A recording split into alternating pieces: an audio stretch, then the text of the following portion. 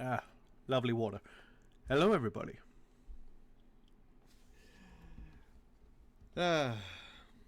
Ladies, gentlemen, and sparks of all creation, I am Katron from Katron Universe. And it's about an hour later than what I normally stream on a Tuesday for me. But I just wanted to make sure that I could get some other things done beforehand. And probably watch some YouTube as well. Yeah, apart from that, let's go and put on some music. Let's see if I'm... Yep, it's being heard. It's being picked up, that's good.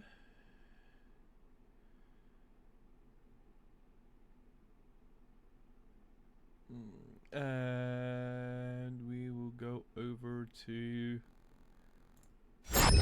art. Here we go. So being picked up. Beautiful. Alright then. So, as most of you know, that I'm doing a dragon a month, and I thought, you know what? This time let's do something different. With the Monster Hunter Wilds trailer that came out recently, I felt inspired of like, do you know what? Let's do one of those monsters, but I don't feel like fully rendering it out. So instead, I thought of combining my passion of doing manga pages and doing it from there. It took a while for me to put this together because, I mean, we didn't really understand the face of this creature, nor how it fully rendered, or how it's fully rendered. So I instead just focused on like the small bits, trying to like fully understand how it works. I even had to look at it again with a review of like the trailer. It like has a bit more padding to it, as well as like these scale, not scales, like small horns that help generate the electricity down it. They like fold up like this in between like the paneling.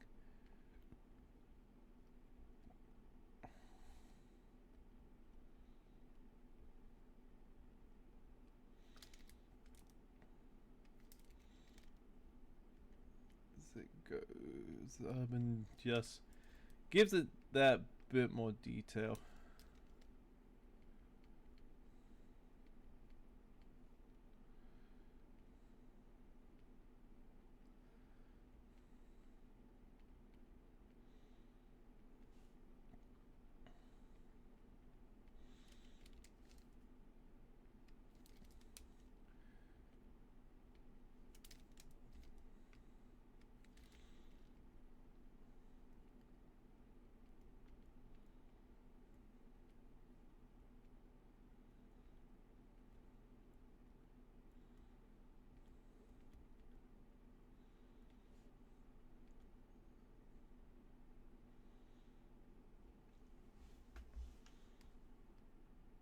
Something like that would probably like do as this becomes more about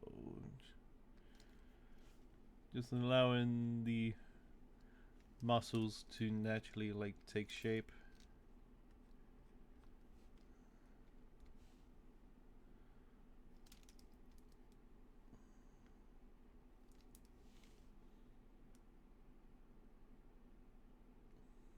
Yeah, and then I thought, do you know what? How about I put a character that I haven't drawn in a while, just put them in.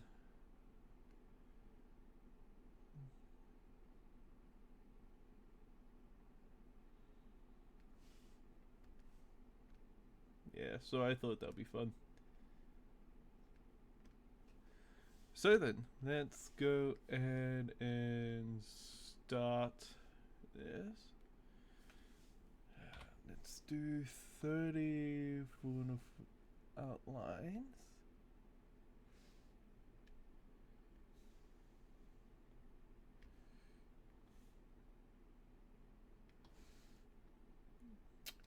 Right, yeah, it was still at 60. Great. Don't like the 60 opacity with that, so let's go and try that again. There we go.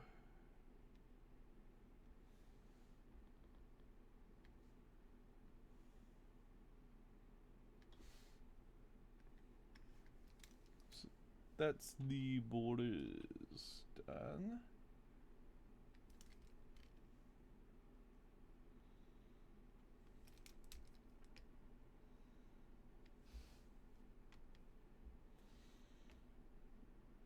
Got to make sure and go in there, the overlap. It's good.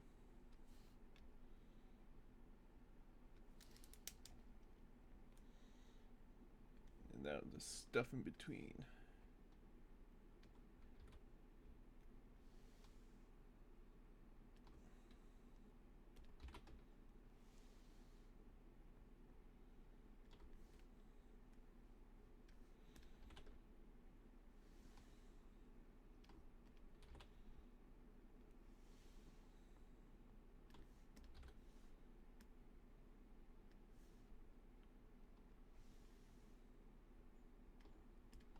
Hello, motherfucker. Why, hello to you too. Hey, Demon, how's it going?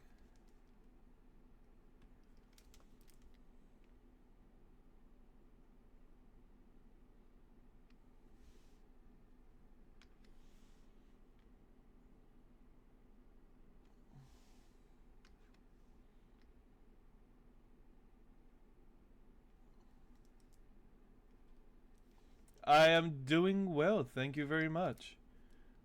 As you can see, I am starting for the Dragon of June, which is very Monster Hunter inspired. What am I talking about inspired? It's literally one of the new monsters from Wild. Okay, so with the borders in,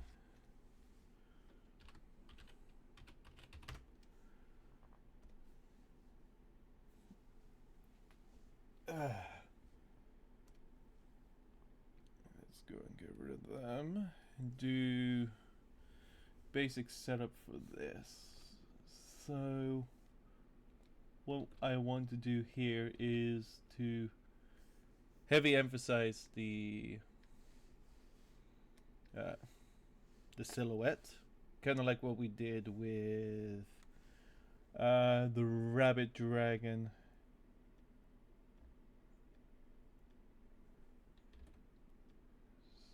So lines that represent here. Hey 9J, how's it going?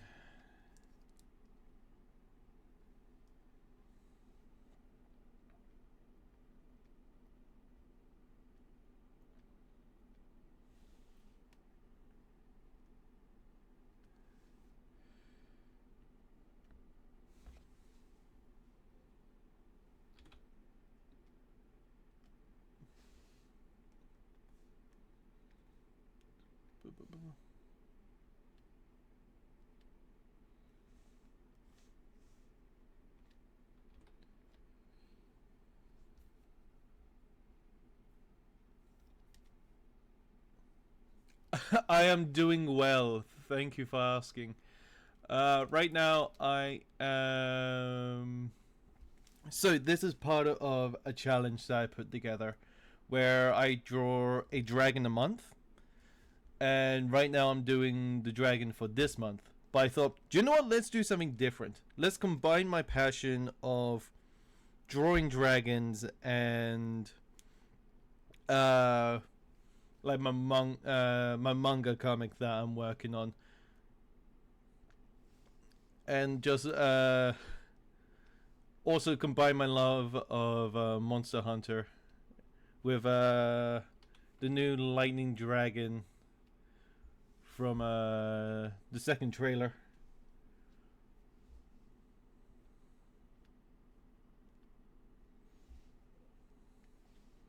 Yeah, it took me a while to figure out how this face really looked.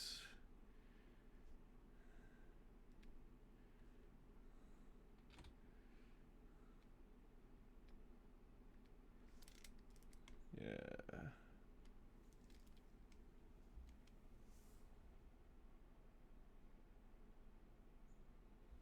Oh, thank you, Demon, for putting the.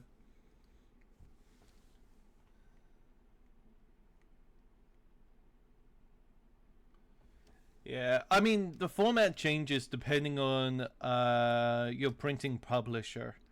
For us here in Australia, the best one I would definitely recommend is a company over in Sydney. Yeah.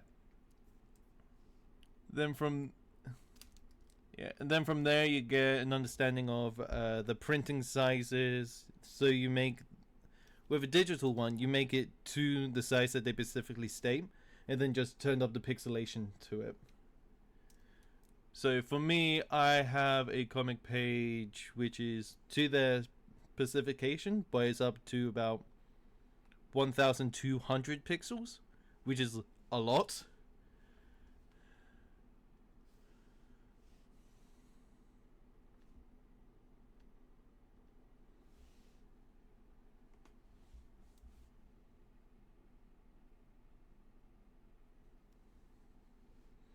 Yeah, actually, let's go and bring up one of my pages. Let's bring up something from chapter 2.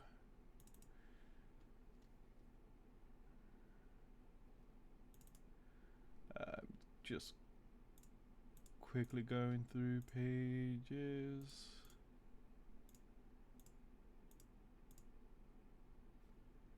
Do you want? Nah, let's bring up something from chapter 3. Where is it? I know it's around here somewhere.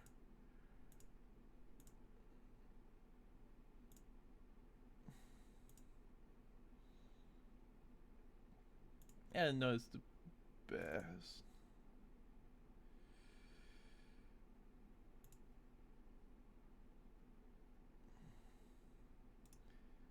Let's do this one.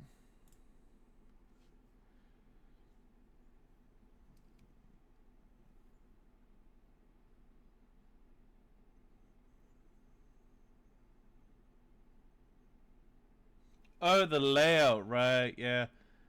I mean, layout is a bit hard to understand, but it's different for well, every artist. For example, JoJo, when it comes to like fight scenes, it's meant to look more like shattered glass.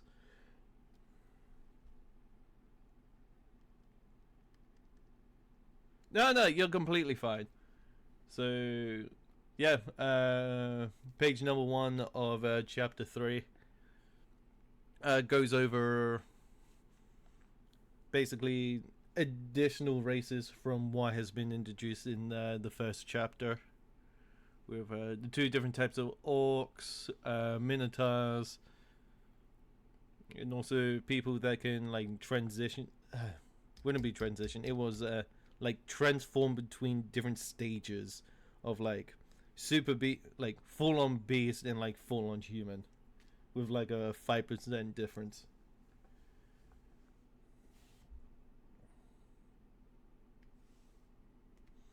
But yeah.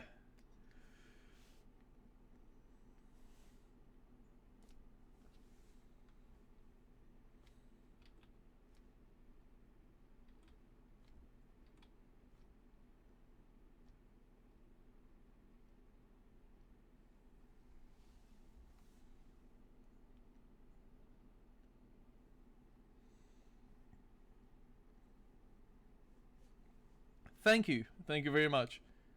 Also, 3 a.m. I mean, I can't really complain because I'm heading to bed later and later recently. It's weird because ever since the start of this year, I found that I've been just going to bed just later and later, which is very new for me. It's something that I never really done before. Which in all retrospect, I should not be doing because it's going against my health. Another thing going against my health is that I need to start thinking about exercising again, like going down to the gym, hitting up the personal trainer I had before COVID, because I've just let myself go.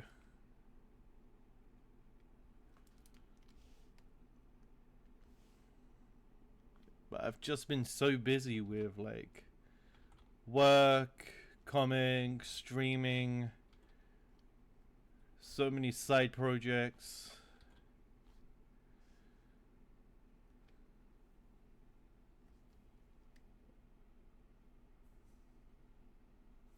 Fair enough, Demon. Fair enough.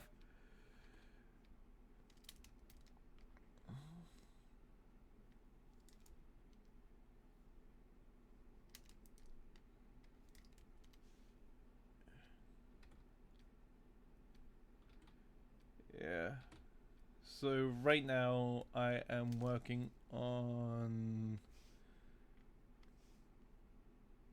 the silhouette outline, essentially, making sure that it's naturally thicker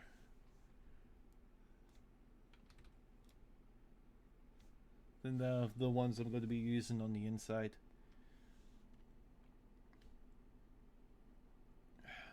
I never got a good look at the legs. I just kind of just gave up.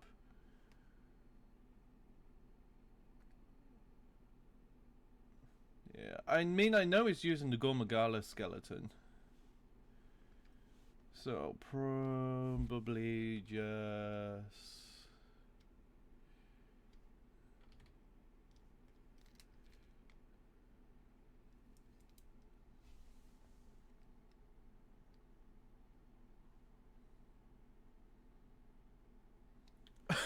That is a very interesting question. Honestly, I want to know myself.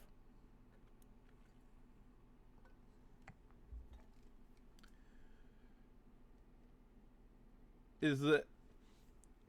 I mean... D&D is a very creative thing. Which is... which is understandable. It allows for creativity. And with that being said, would you really call yourself a nerd if you weren't into D&D? Which is the greatest creative expression known to, well, mankind at the moment.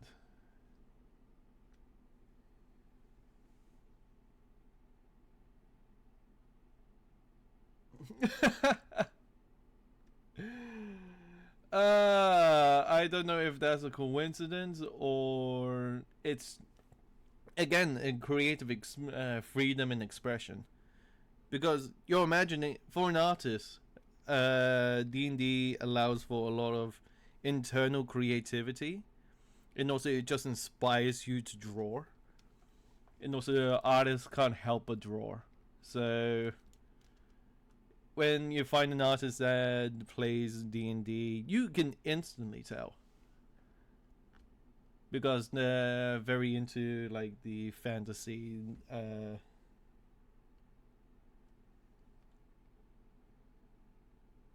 3D modeling as well. That brings me back.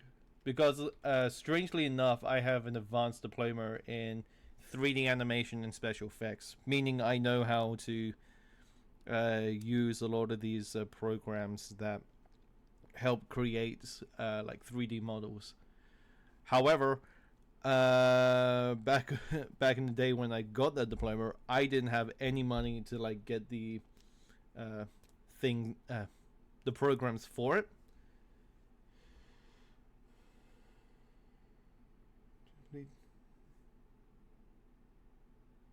Yeah.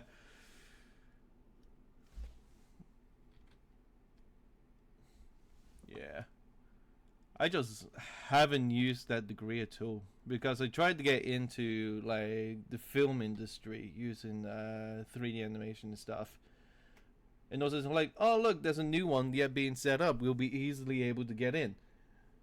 No, absolutely not. That is completely wrong because they just are hired from internals.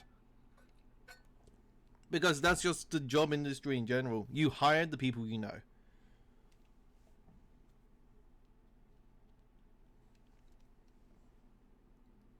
Yeah. I think.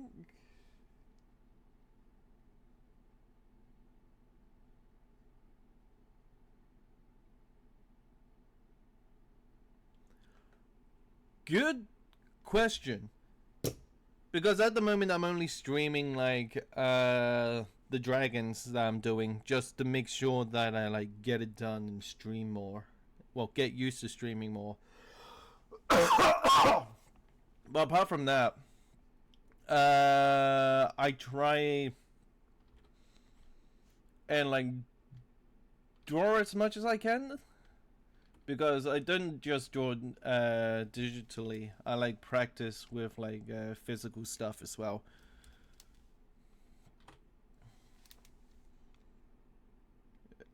And I think, if I remember correctly, that I have some D&D stuff lying around.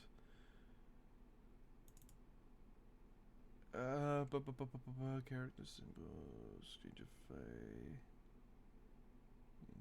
Gods, Mirror. Oh yeah, here we go. So this is one of the characters I played for like a oh, what was it? It was for like a Magic the Gathering based campaign, and it's like, do you know what? There's a certain character that I really like from a French animated cartoon called Wakfu, and yeah, I just basically did that. I think I made them in Hero and Forge first, so I have a basic understanding of it, and then just went along with it.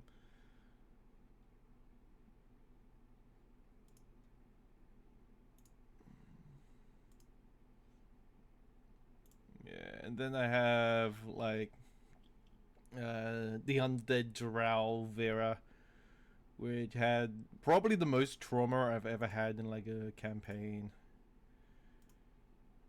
And then like my first character, Maverick.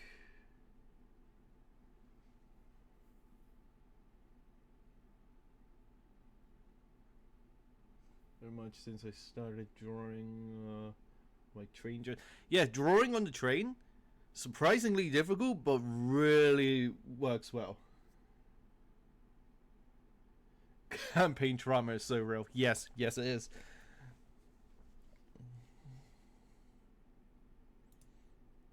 Yeah. I know that I put together like a draft of like what was it? My characters. I can't remember where I put them. Was it this one? Here we go. Here's all of them together.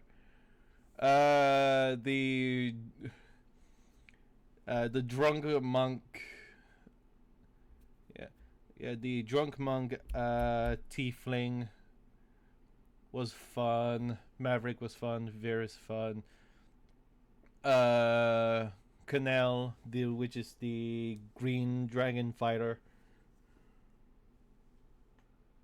One of my current campaigns, or our DM has 15 years experience and is evil. Ooh. He's too good with what he does. Thank you. The one that I basically gave up drawing and also haven't gone back to this in like forever is Scepter, which is like a Yanti pure blood, which is like head of one of the two mafia sects, which is really fun to play.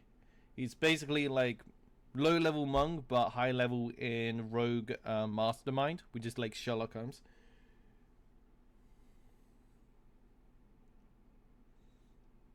Yeah. There's another one that I haven't properly drawn digitally called Pyrocan, which is basically what I use for what I call the Broly build. Basically, I rolled the dice at some point, and also I like got 3 6s, and then like 3 6s to get like a very highest number, and then like a 6 6 5 for like my second highest. Put it into like strength, con, last bit into wisdom, and then just at level 3 made his AC level 20 because of barbarian sorcerer of the draconic blood.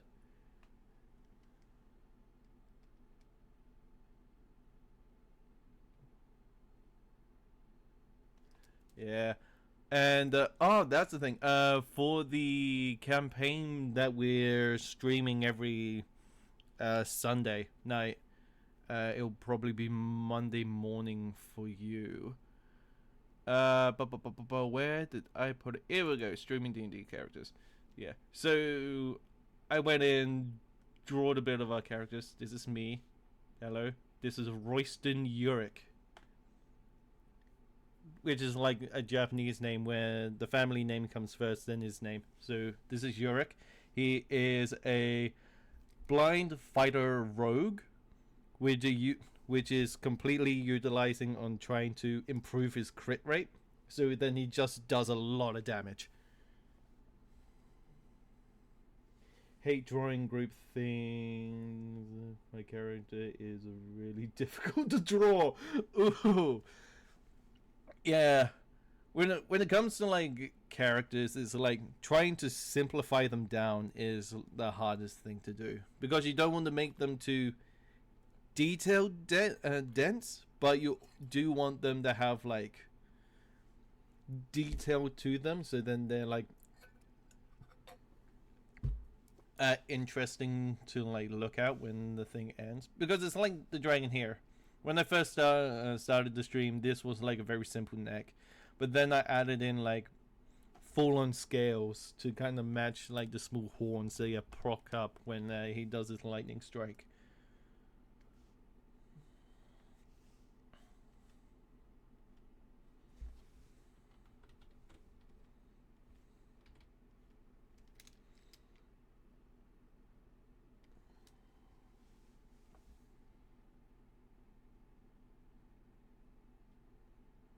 A Treecrin? I don't think I remember that race. Treecrin. Wait a minute, is that the Awakened Tree?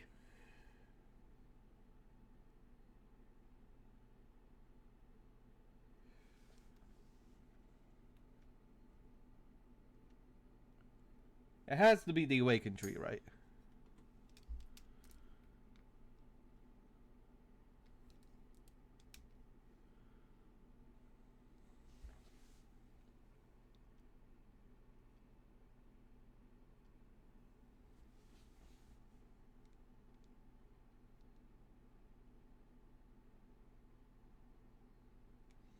They're big bug people. Oh wait, it's the bug with the 4 arms. Right, yeah. D&D 3 Crin.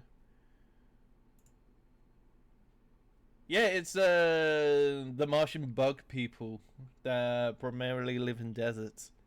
Yeah, they're the ones with the 4 arms and the millions of eyes. Well, the bug-like eyes, anyway.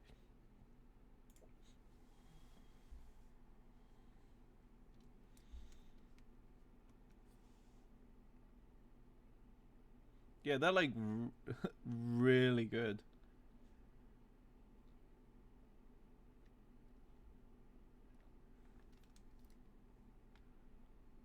Though I haven't looked into them completely. Mine is based on a praying mantis. Ooh, that's interesting. And he has a team mercenaries with it. Oh, yeah.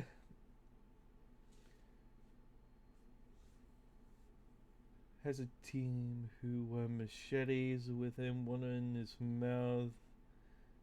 There's a rhinoceros, beetle, and a centipede, and a grasshopper. Oh, nice. They were incredible rogues. Ah, that sounds like a very fun, like, backdoor adventure.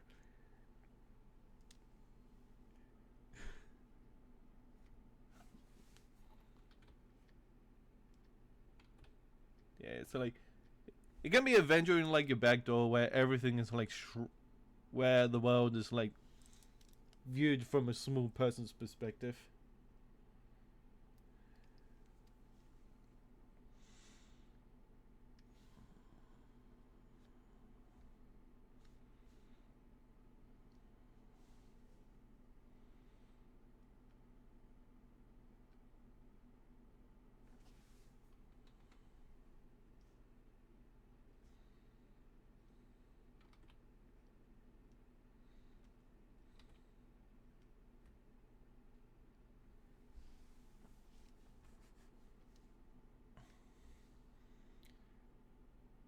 Like, just imagine they have advantage on stealth rolls. Because chameleon, caterpillars, and they talk telepathy. Ah, that is beautiful.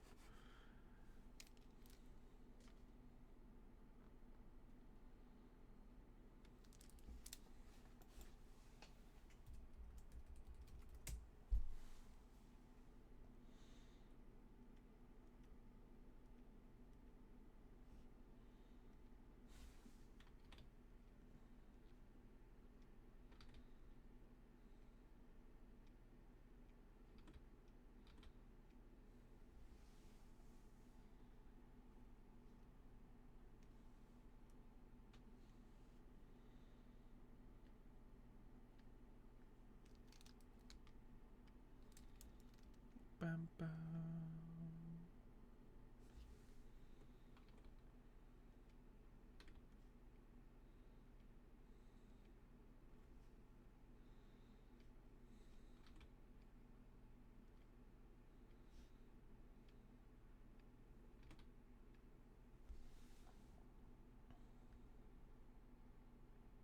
Set the silhouette line down. Looks like it.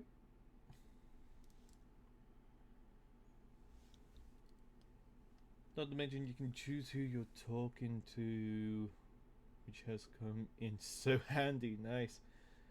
Which have recently power built my rogue.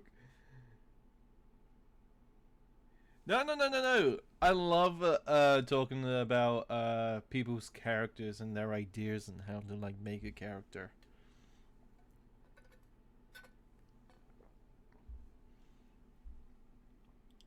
Because it's like it's a fun thing to do. And also I'm not going to blame you for it.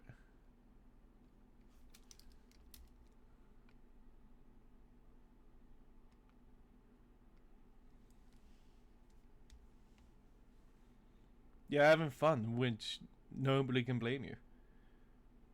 It's a fun thing to talk about. It is pretty fun, yeah.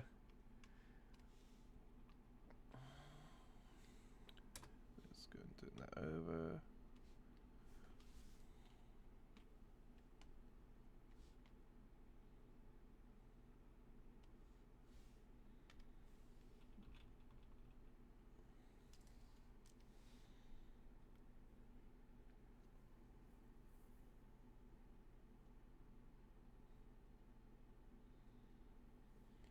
Oh, really?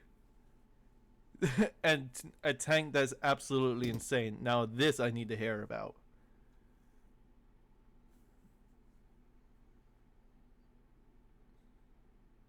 What do you mean you have a problem, Demon? Come on, spill it. You can tell one of your players for the D&D campaign that you're setting up.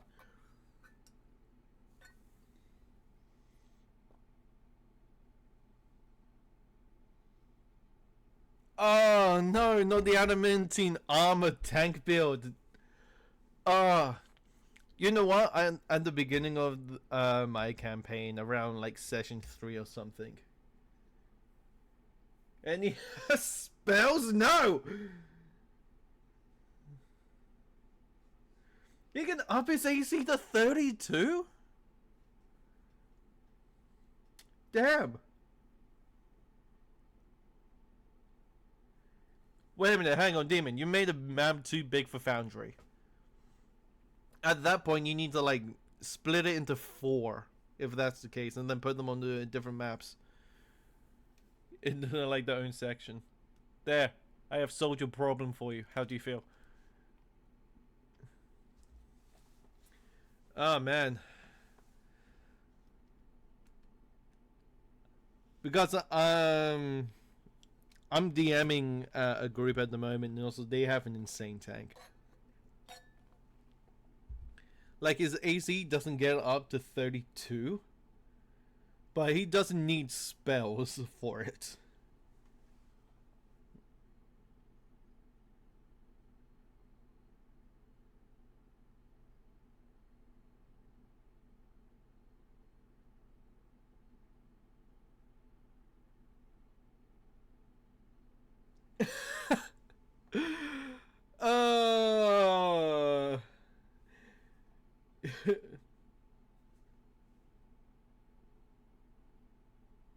Oh, what? Hold on. You're only level 7 with a character with an AC of 32.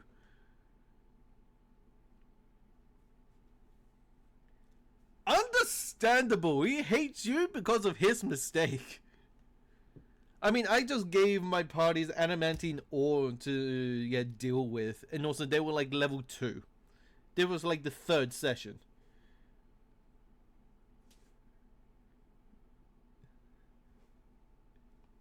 Ah, man. And also they decided to turn it into a sword that when it hits, it does crit damage. Which is kind of fun. Because the character that has the adamantine sword has finally landed the crit with it. And it's like, okay, so how are we going to deal with this? Simple! Triple the damage! You deserve it. You're facing a god. Why not? You deserve all the help you can get.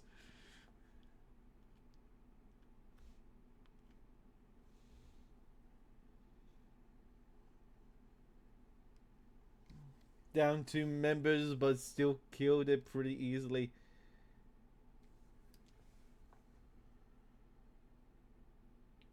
Whoops, sorry.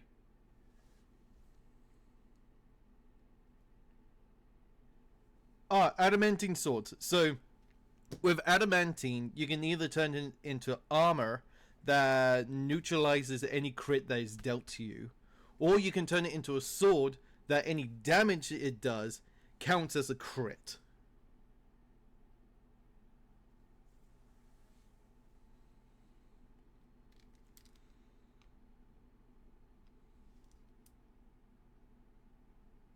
Okay, I'll probably have to repeat what I said when the ad is finished.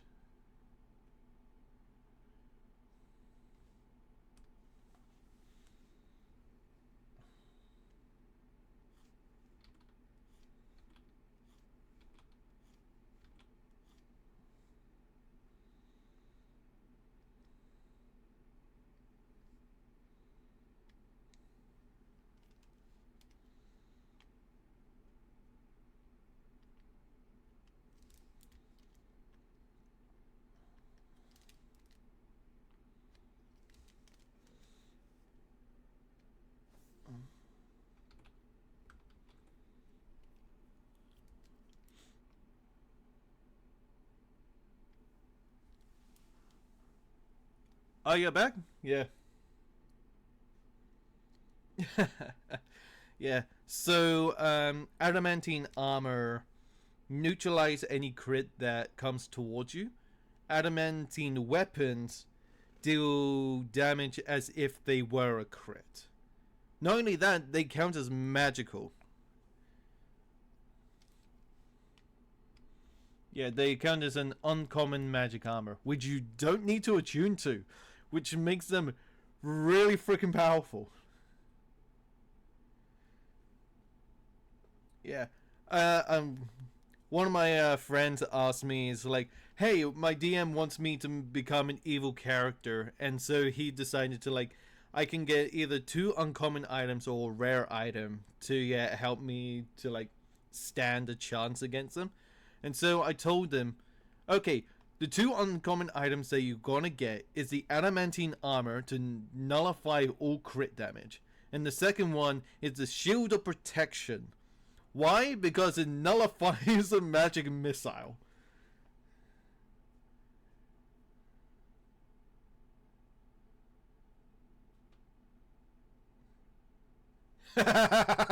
Yes.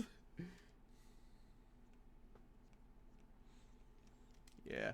But then again, when it comes to like the ruling of adamantine weaponry when you crit, you can either say, well, it crits all the time, so doing crit damage on top of crit damage doesn't work, so it will just do the normal damage it's always been doing. Or you can say, or the DM can be like very generous to you and say, okay, you can, instead from a ×2 to the regular damage, you can ×3 it.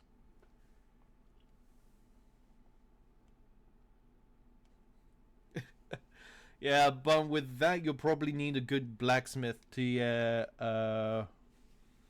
work it, because it's a very... Oh, what is it?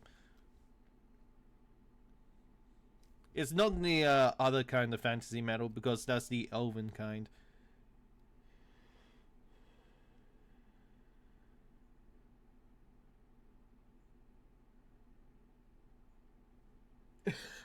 Oh man, you're making a ranged adamantine weapon? Oh, I am gonna pity your enemies.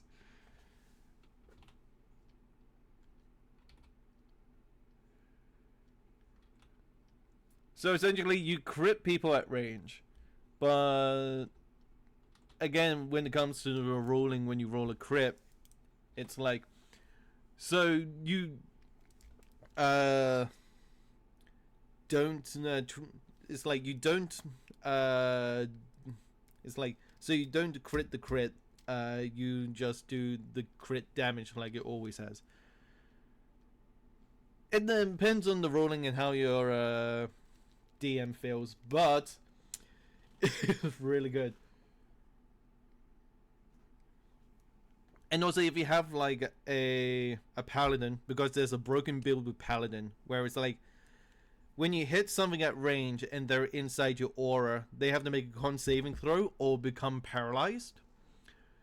And also if they try to move out of the way, you obtain the fiend of sanctuary. Not sanctuary. It's the one when you like hit them, it turns their speed to 0.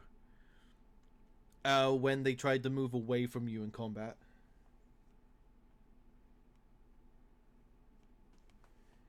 I mean, true. Crit damage for a rogue is really insane, because if you have an because if you choose to get an adamantine weapon, which has the what's it called? It's a specific thing that allows for rogues to crit, because it needs this specific tag. It's not martial, it's D&D rogue.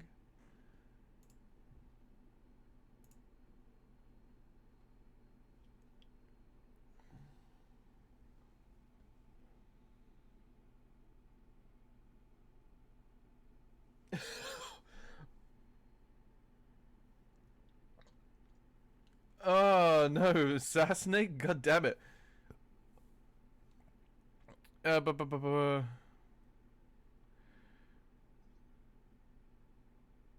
Deal an extra 1d6 damage, 1 if the attack no roll is advantage. Finesse, there we go. A finesse or ranged weapon. Oh, you get +10 to initiative with the alert feat. Oh, goddamn.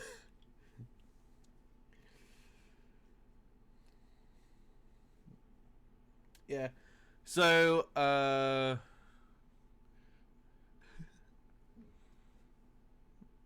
you don't need advantage on the attack roll if another enemy of the target is within 5 feet of it. That enemy isn't incapacitated. Don't have disadvantage on the attack. Oh, okay, that's good to know.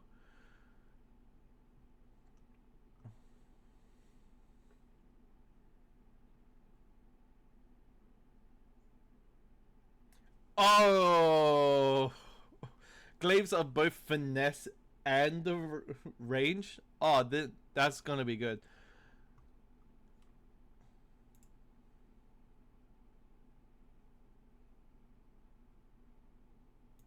Yeah, sneak attack with critting is like insane.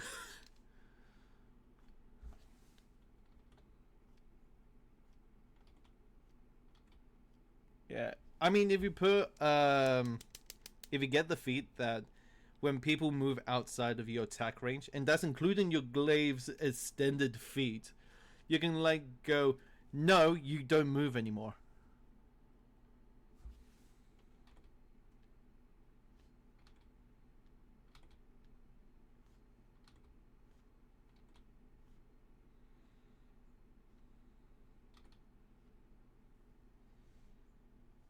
I have a magic item that allows me to summon any ally from the environment like a golem, but that looks like me, so I would pretty much always have a sneak attack. Damn.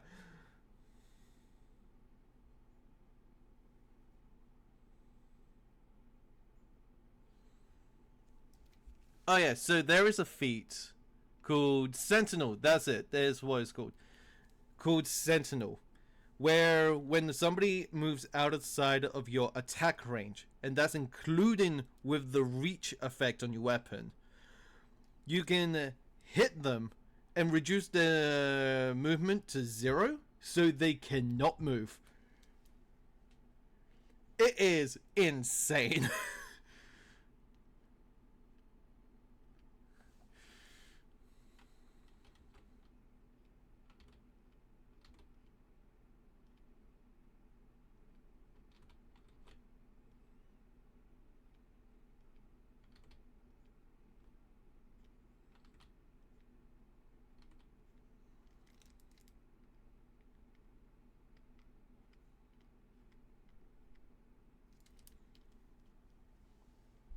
My backup was that feat, and I'm planning on getting that one at my third feat. Ooh.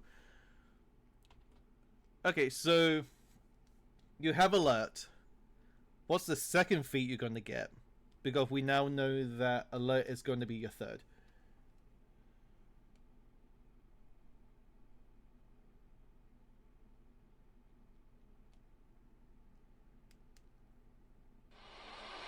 Oh, fight the power! Hey, thank you for the follow.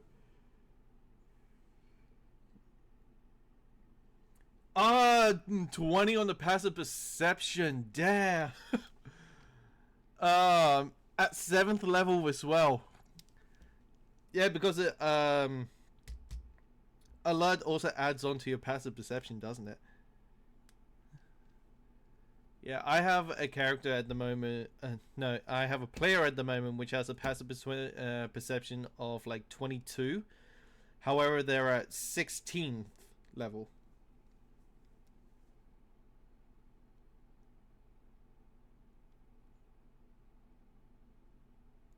Oh, observant. That's it. So you have observant, which allows you to also read the lips from a distance. You'll get an alert at 2nd level, which is a good plan because having that additional +5 to your initiative is really fun. And then having Sentinel for the third feat. And also, if you're going pure rogue, you can get them really easily because you get like a lot of ability score improvements as a rogue.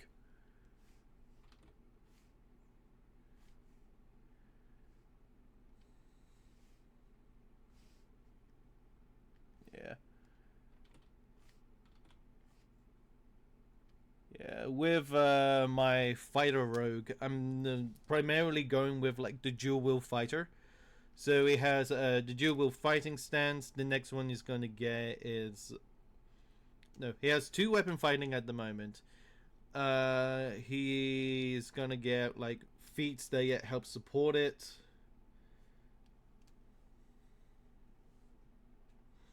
Alert doesn't, but the observation does. However, alert also means that you cannot get surprised by an attack.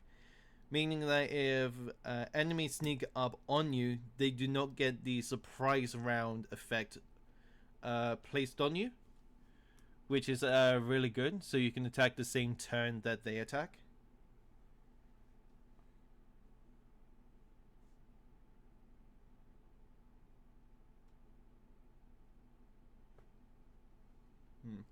The only reason that I would go like 5 levels into fighter is so that I have the...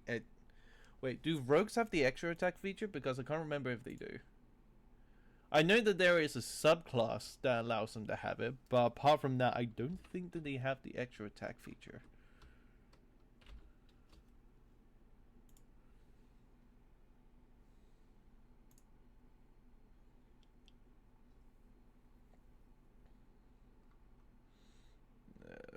Yeah, 5th level you gain Uncanny Dodge.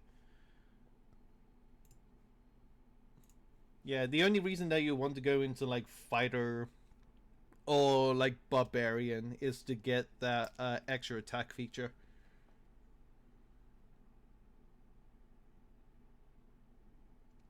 Yeah, so if you go like fighter, where you can go in and like go attack, and then with, so it's like you go and attack, you go and attack again, and then offhand attack as your bonus action.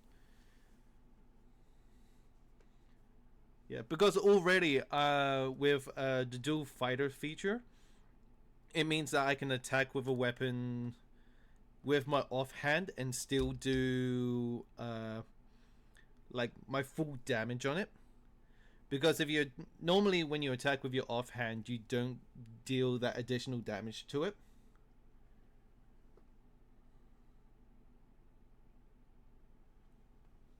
Action Surge is at 2nd level for fighter, and then at 5th level you gain the extra attack feature. By then you can, and then at 3rd level you can choose to go into champion, where you can crit on a 19. However, if you have an adamantine cutlass, you don't really need that, and just, I mean, you can just have an adamantine anything, and also you can instead go into either battle maneuvers to make you more aware about the battlefield.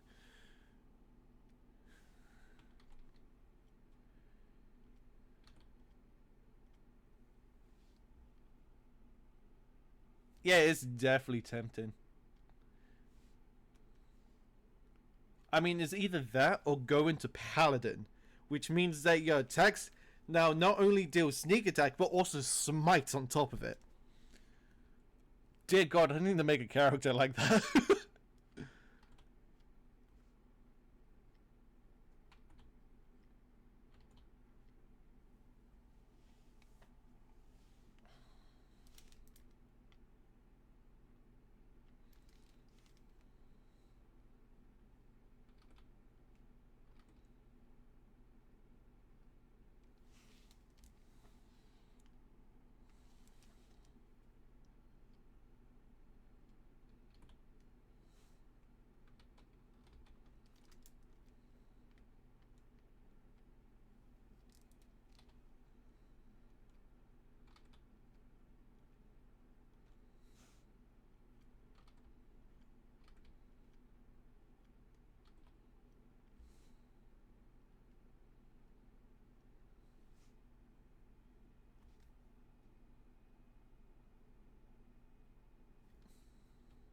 Crit damage to objects. That can't be right.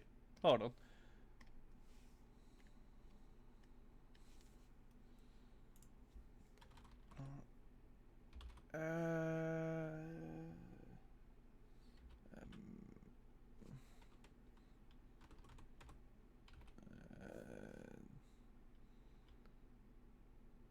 Adamantine weapon. Rules and mechanics.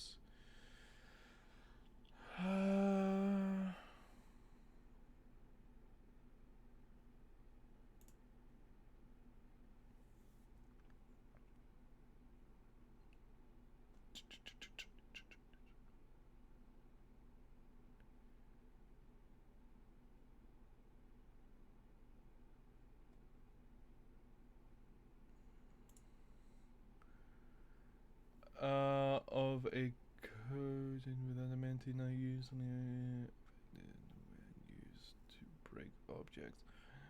Team weapon hits an object. The crit is the critical hit. The adamantine.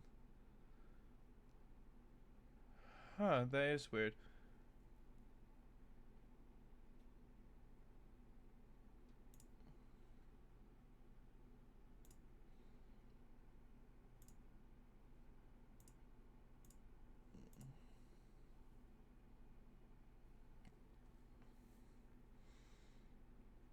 Weapons, martial, ammunition, weapon proficiencies, special weapons, silver, improvised weapons, adamantine armor, adamantine weapons.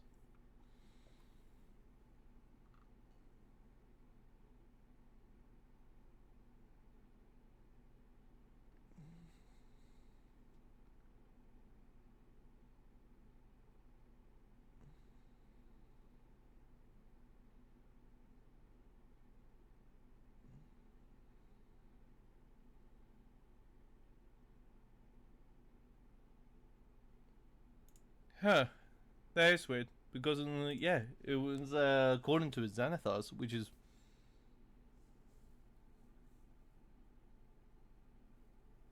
I mean, that's the way that I've always ruled it. Hang on, I have to bring out the DMG.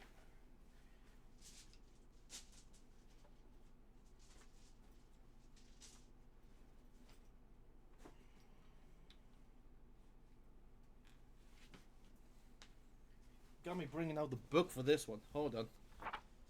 A Dragon Mail D B adamantine armor, ammunition.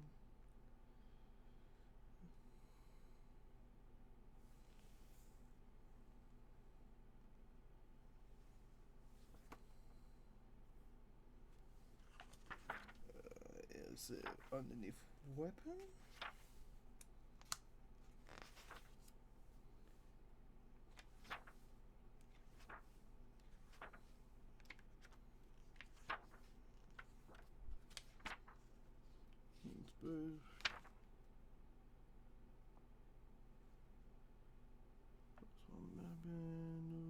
Wonder.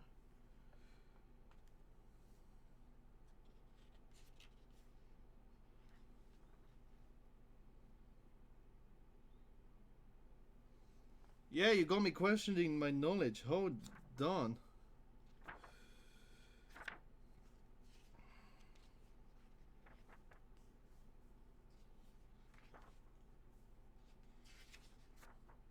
I know it's in here somewhere. Come on.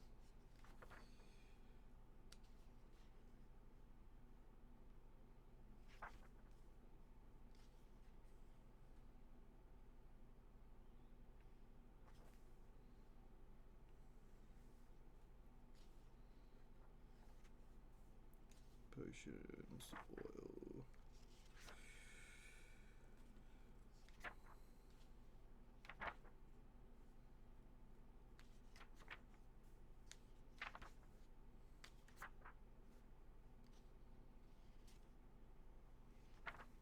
Dust, Defender, Dragon Mail, Dimensional Shackles, Deck of Many Things, Deck of Venom, Dancing Sword, Cloak,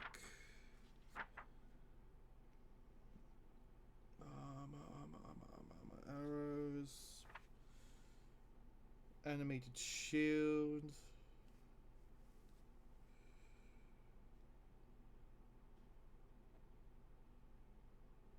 Amulet of Hell. Where the fuck is it? I remember reading it, but I can't remember where it is. Has there only been 2 objects this entire time?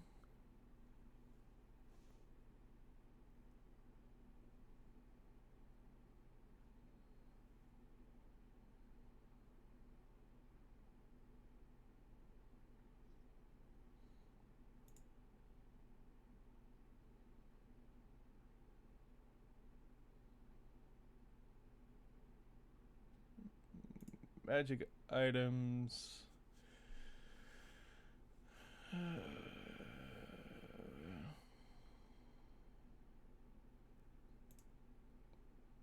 Adamantine armor.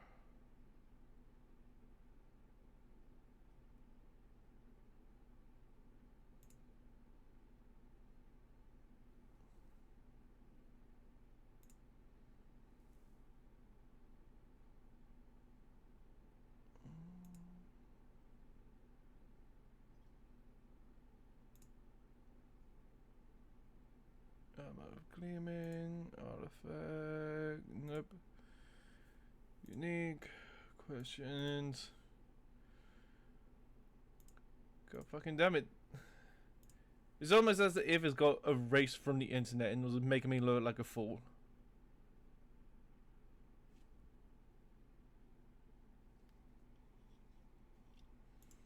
Come on, demon, back me up here.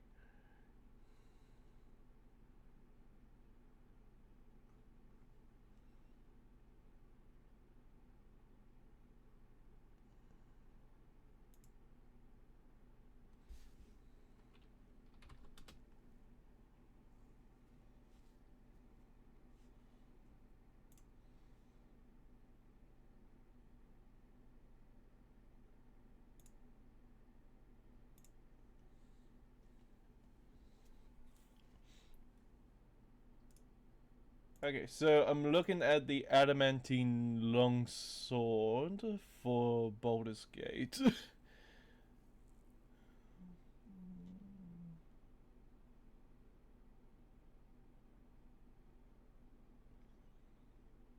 No, it only says objects. What the fuck?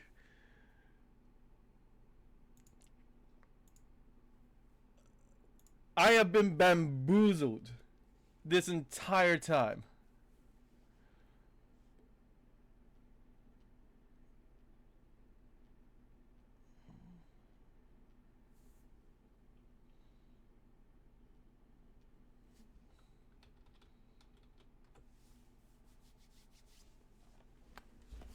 Okay, so I am wrong. So adamantine only crits on objects. So I have to sadly tell one of my players that.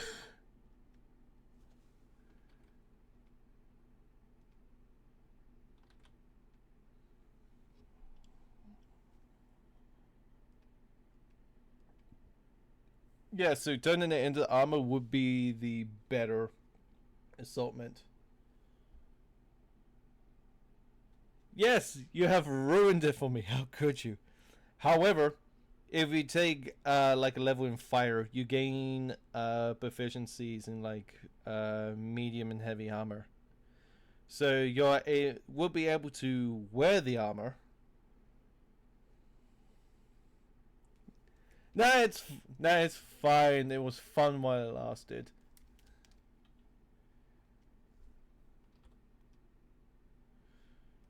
I'm trying to remember what was the other one. I know that there's another like mythical D&D and adamantine. And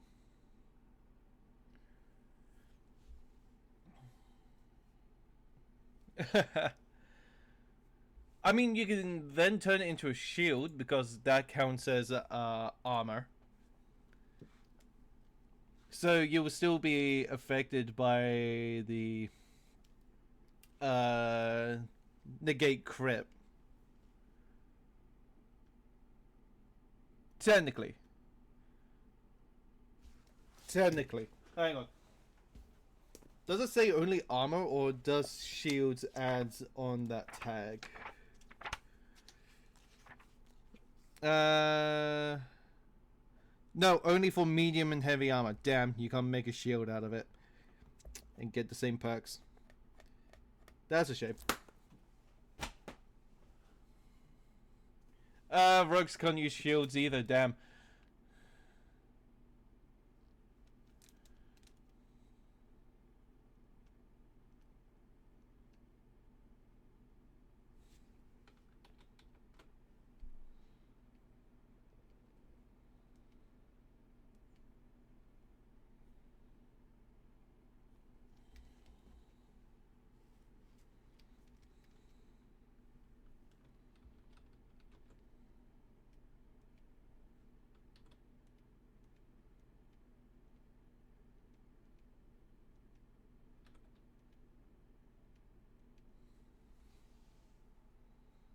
Nah, it's fine. I've told you broken build anyway.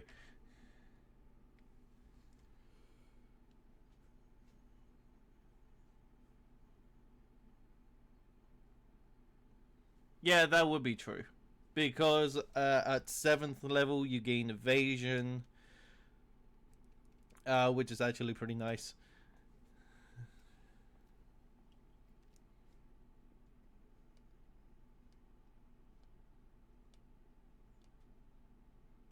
That is true, and you gain so many feats because Fighter and Rogue have the most ability score improvements out of basically all the other classes, making it a very fine, which makes it really nice to do.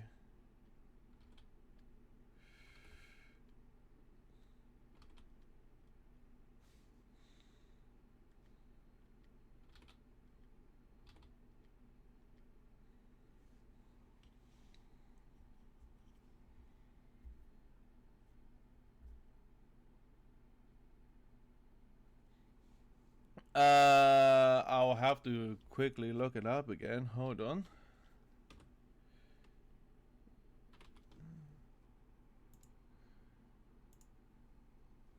So I believe it's like 5 or 6.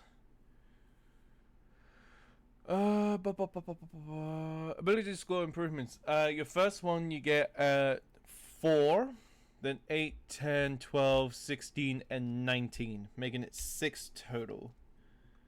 Then for fighter, I think you gain around the same, for around about the same levels.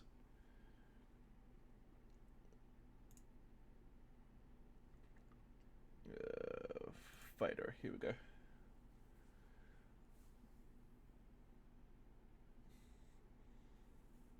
Yeah, for fighter,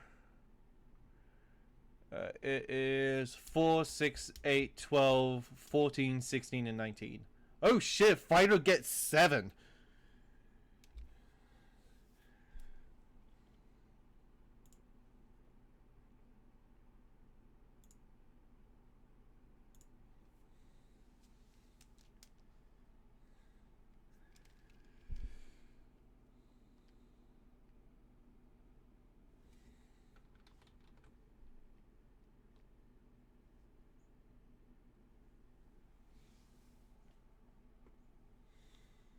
True, you have to spec like 4 levels into it just to like gain an additional one.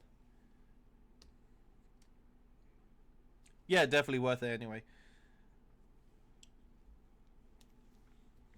Because most of them are actually pretty close together. like every second level or so. It's like, hey, I'm just gonna get myself a feat. Why? Just cause.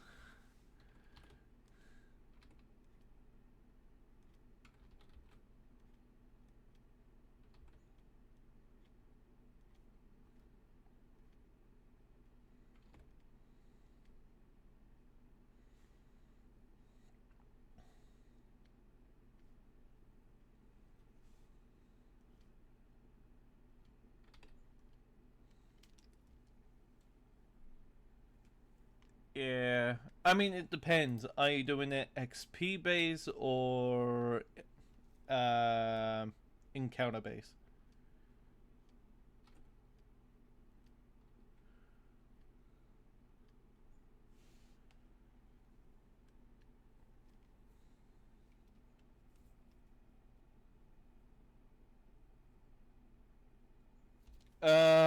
Stuff that increases charisma. I know that there's a few, but I can't remember them from the top of my head. Hang on. D&D charisma feats.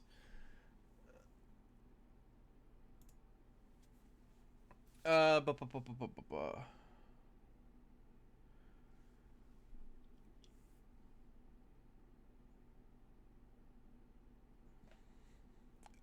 There is skill expert that allows you to increase one of your one of your skills by +1, so like +1 charisma. A proficiency in a charisma skill you don't already have. Skill it. Here we go. There is actor, Dragon Fear for the Dragonborn, Dragon Hide for the Dragonborn, the Elven Ancestry for the Elf and Half Elf, Flames of Theagraphos for the Tiefling, Resilient, and Second Chance, which is for Halflings.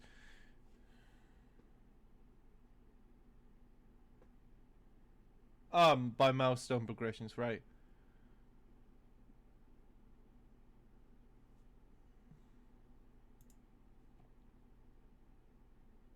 Then feats that increase your charisma.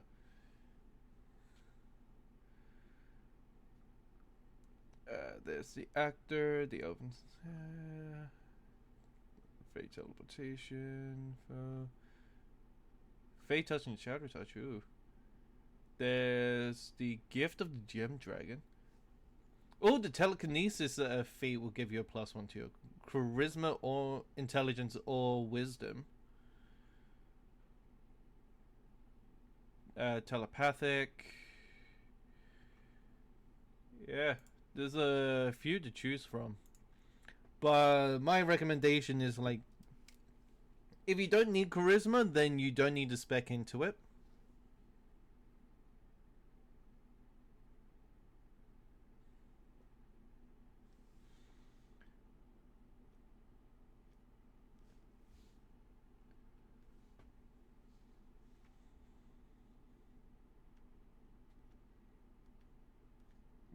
Yeah. But then again, that's completely up to you.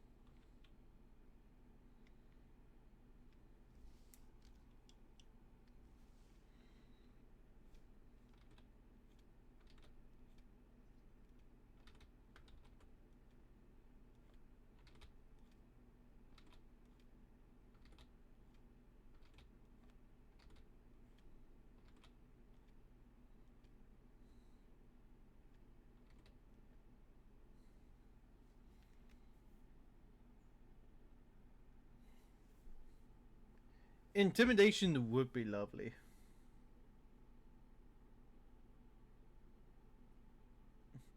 Six through 3 bug would be scarier.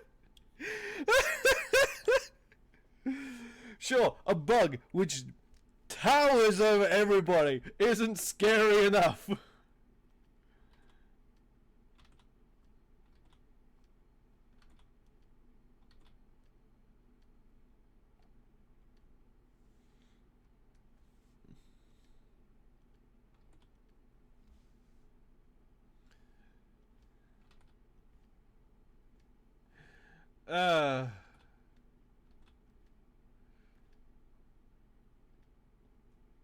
No, completely true though.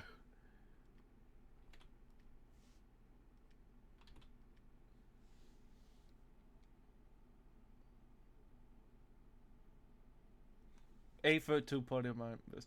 One of one is with players and also just going, hey, I'm gonna out-tool you because we're like fucking preschoolers.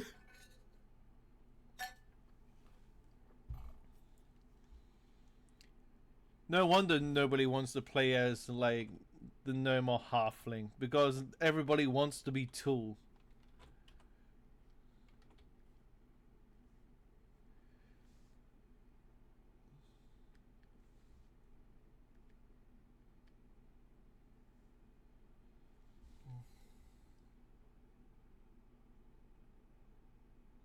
And they have 4'2" member. It's like, hey, I can ride on your shoulders.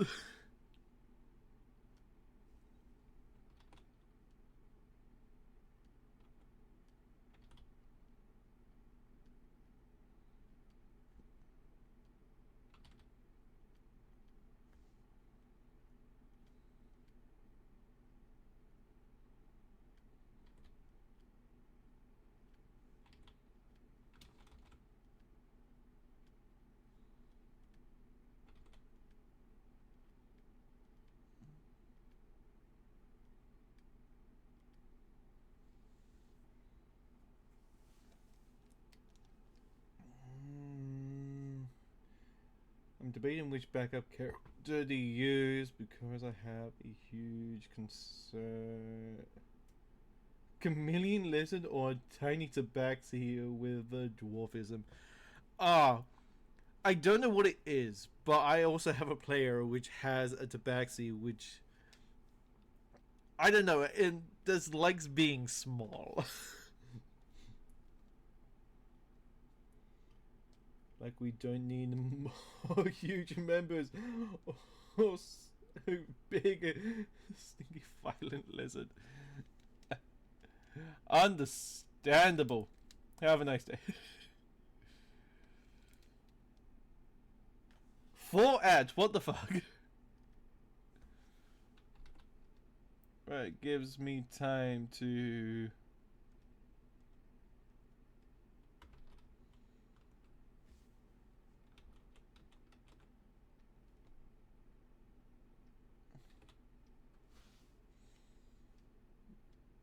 go ahead and do this.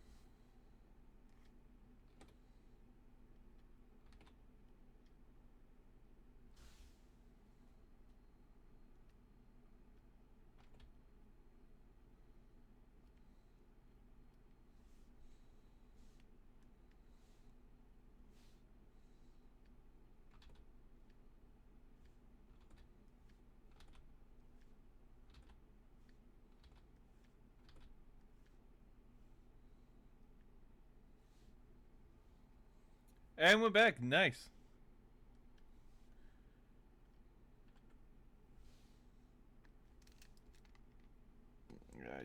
go that far.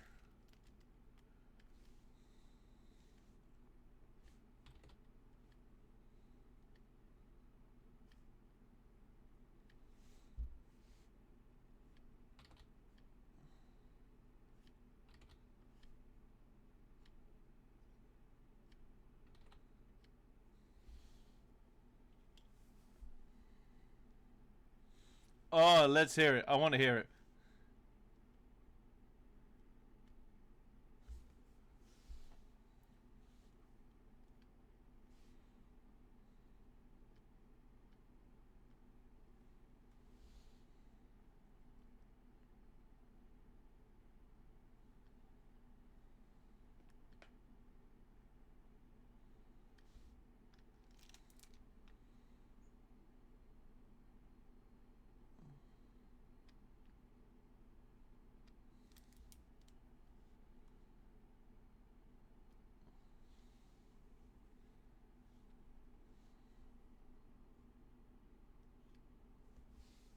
Oops.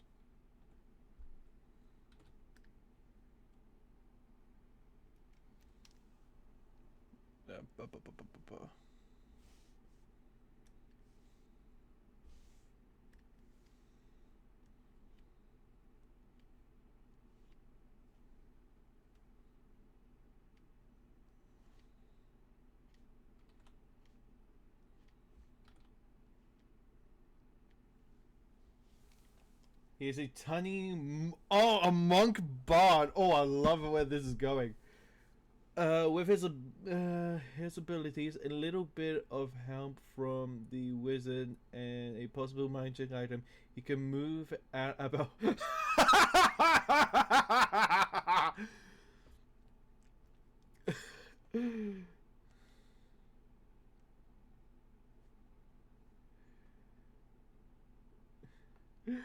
Oh! Say goodbye to all of your skin. That's just the backseat runs up and slightly nudges you.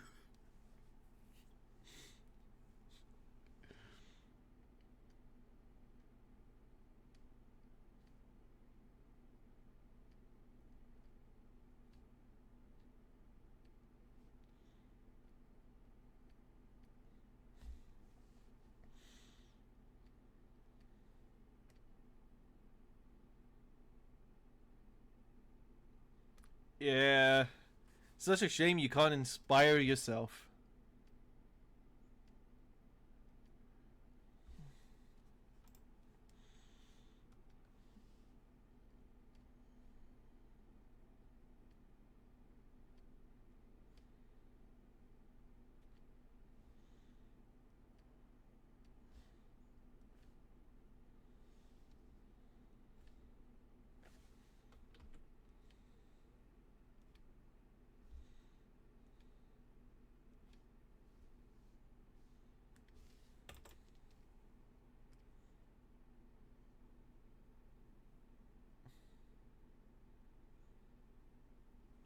Oh, an ascendant dragon monk. Oh, that is lovely. Slashing and lightning damage. Yeah, with the tabaxi, you gain a 1d4 with your claws, as well as the monk's unarmed attack on top of it. So, like at early levels, it's 2d4 instead of like the 1d4. Which I absolutely hate with monks. It should start off with like a d6.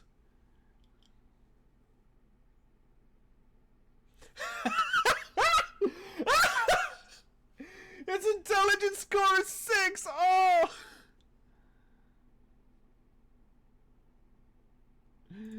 Oh! He's a dumb motherfucker.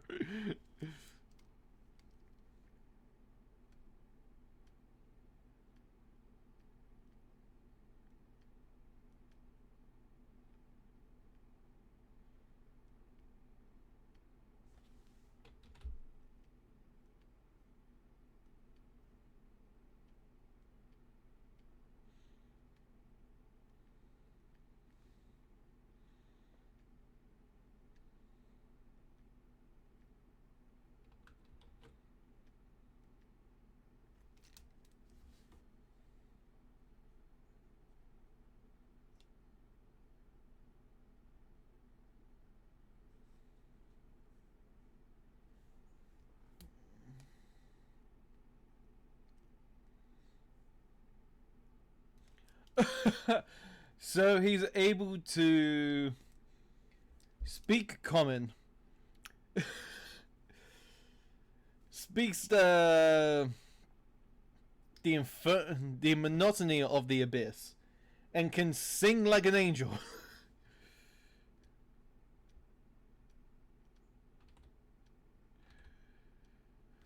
Ah, that is funny. He's barely illiterate, but knows. But knows if you're good to him, he will send you to heaven. If not, he will send you to the infinite abyss.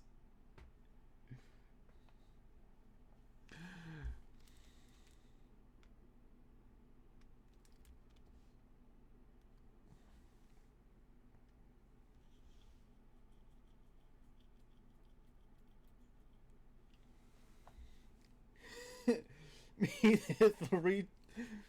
So imagine you meet the 3-foot tall frog eye dumb idiot motherfucker, and he just blasts you into oblivion with a weapon. Oh, I love that. Dear fucking Christ, if that's not your next character, it better well should be.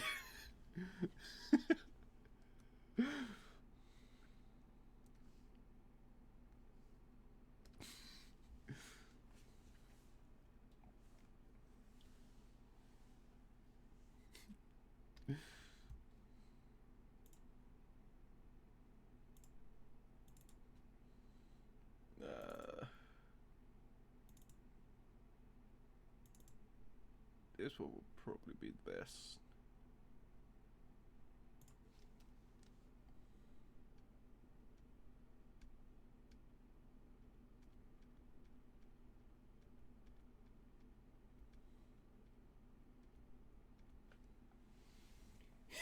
He's so derpy looking. His clothes are huge and his fur is pure black, and his eyes are always dilated. No. It shouldn't be completely black. It should have like one white patch right over his right eye.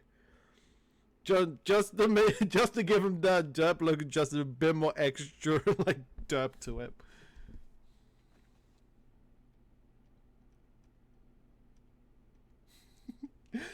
And when he's like not communicating, his tongue slowly slides out. He's not contributing anything to the conversation, but it looks damn derpy cute when he does it.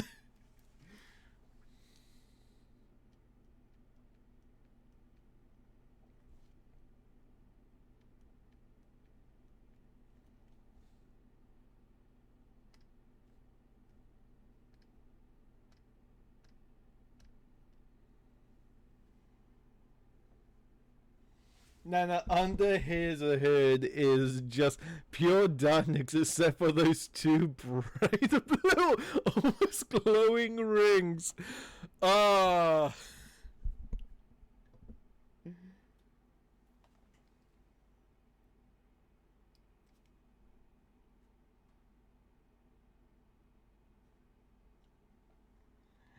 No, that would be something.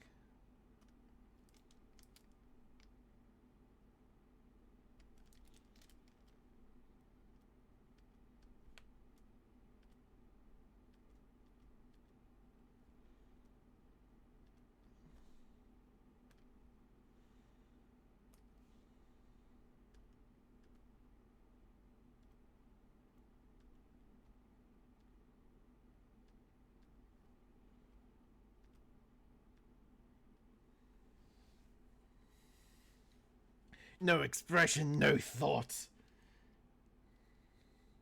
You look into the abyss, and the abyss stares back. It'll be funny if you like play him as like a silent character, of him just there sitting like a frog, and then instantly beheads a guy behind him, and then sits back down where he was, and also still pulls off that derpy expression.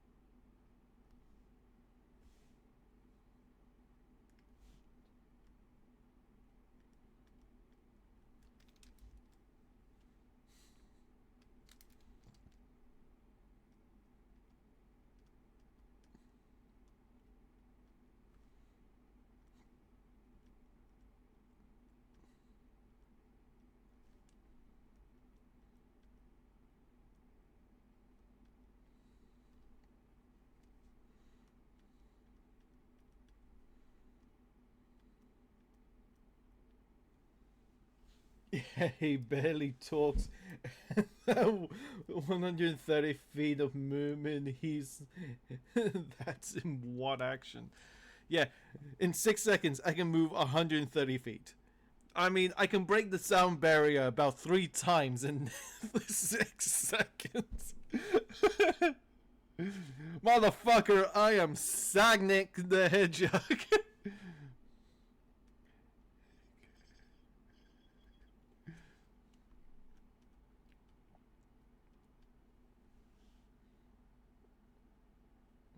Bro, it's teleporting. That's not even a gluten dash. What the fuck? So you mean to tell me that he can base movement speed 130 feet? Dashing would turn that into what, 260?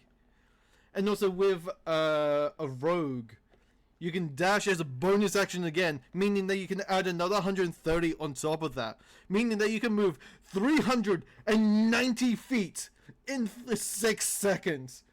It was like, I'm here running a marathon. I'm here breaking the sound barrier 5 times within 6 seconds.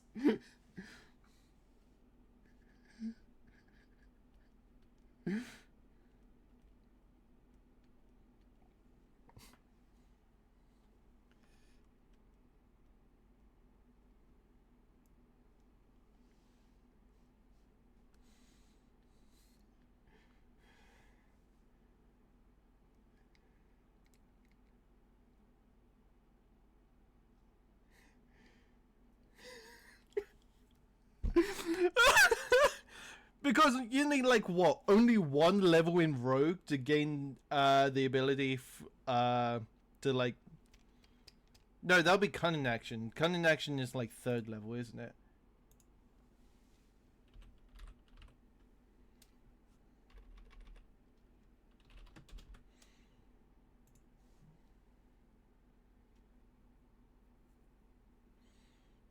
Oh no, Cunning Action is 2nd level. So at 1st level you gain expertise, sneak attack for your claws because they count as a finesse weapon.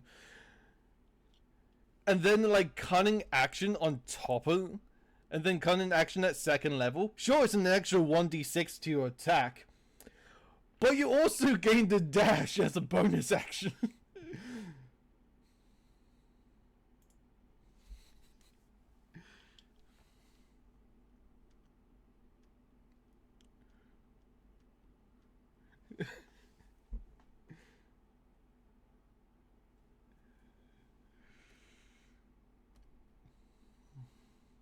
I mean, I normally stick to a double multi-class, but I've seen a few people absolutely destroy D&D with a 3-level multi-class.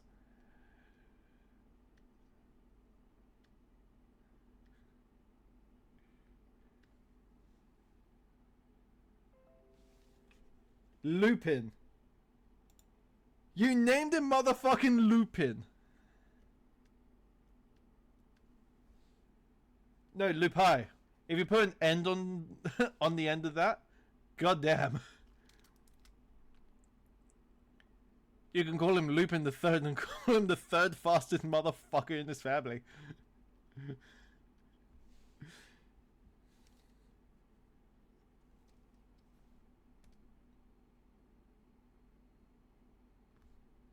Loopy. Right, yeah. No, I understand why you call him Loopy.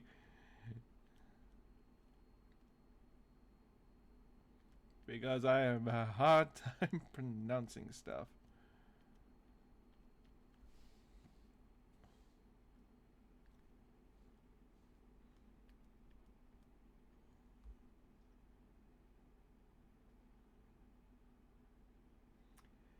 You named him after a black hole. Just like the abyss he's about to send you to.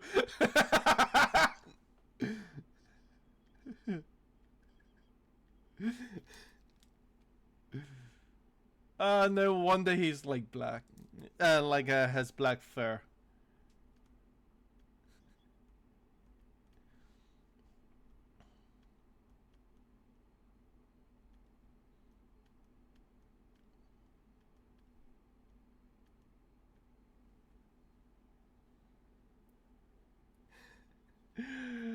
Uh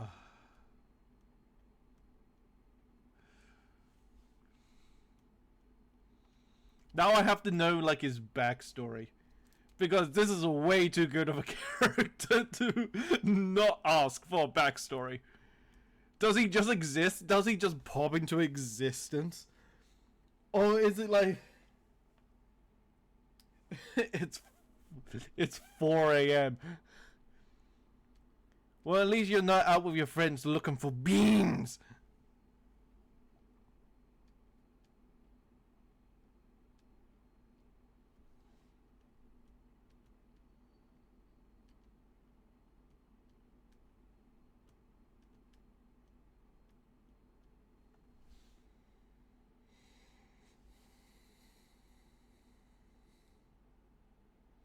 Oh, okay. So what, the original backstory just didn't fit in with how it developed, or is it just that you just didn't feel like it? And it's like, this backstory's good, but it doesn't really fit with the vibe that I'm going for.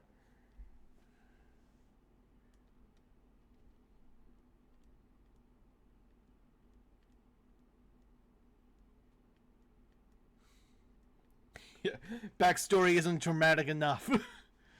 It needs to be more.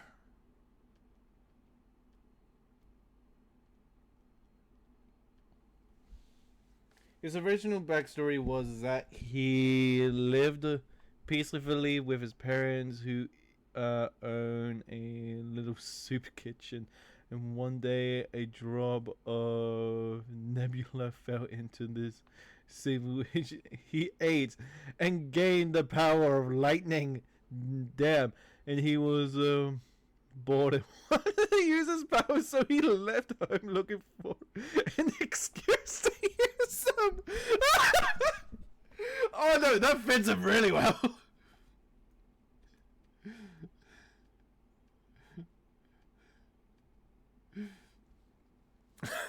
Okay, so I'm just imagining like this derpy ass cat.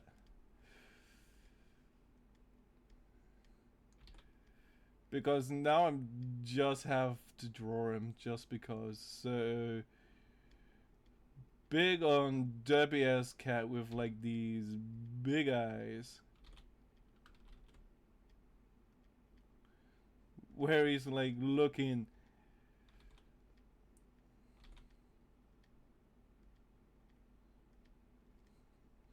in opposite directions.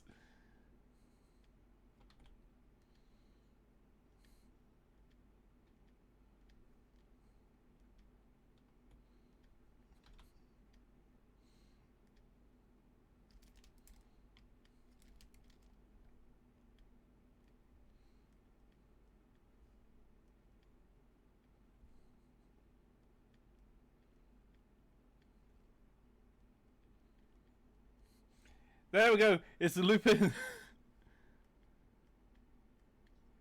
It's the Loopy.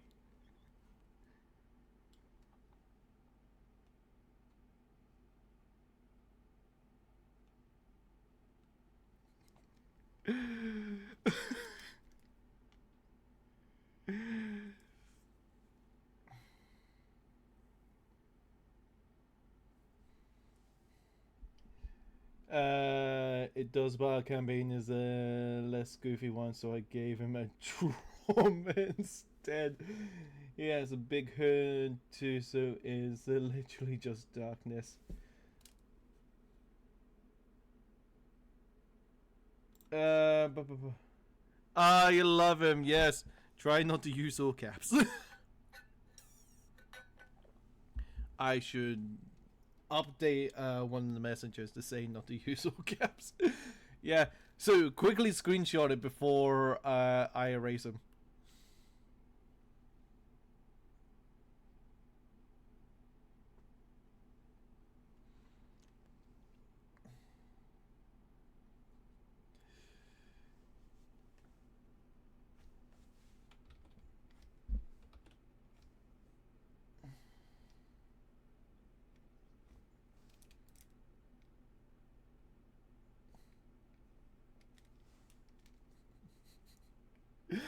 Uh, Loopy will be the best goddamn thing. Beautiful. Do you know what? I'm gonna do one better. I'm gonna go and put him onto his own layer.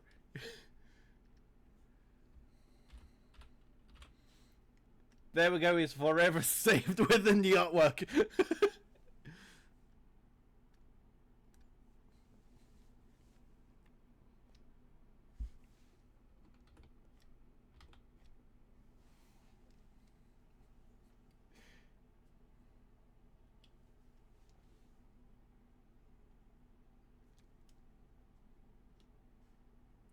I mean, fair. I mean, here's the thing. If the campaign ends and your character hasn't died yet, you can use one of your backup characters for a character for the new campaign.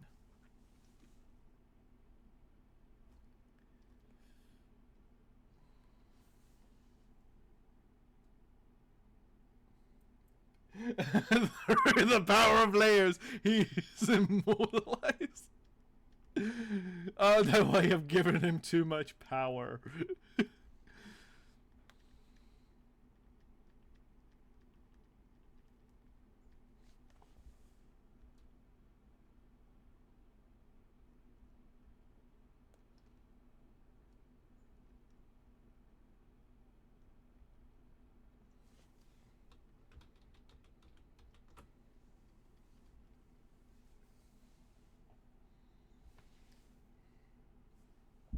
That's true. We are doing a side campaign for a few weeks since some members are going home for the summer, so I could use him. That is so true.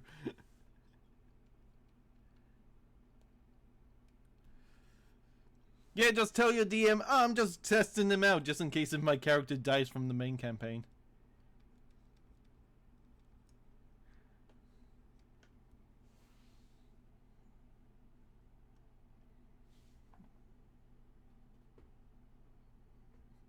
Decisions are hard. However, what can quell your decisions is by doing more campaigns.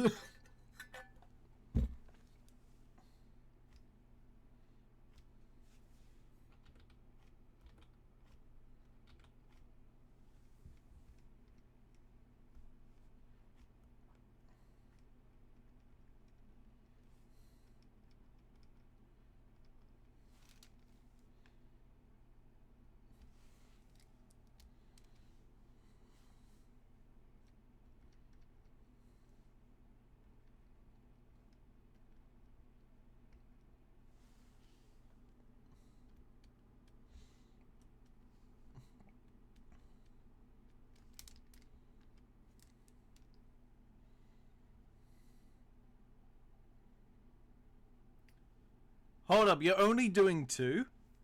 Let's see here. I am doing the Tuesdays one, I'm doing the Thursdays one, and I am doing the stream one on Sundays. I am doing 3.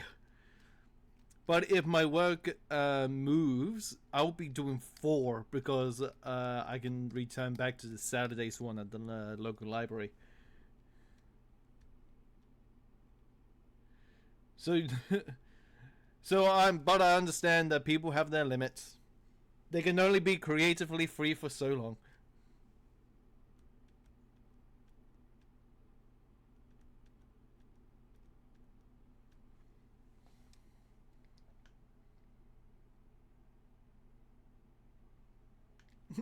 You're a full-time student, let you live. Never!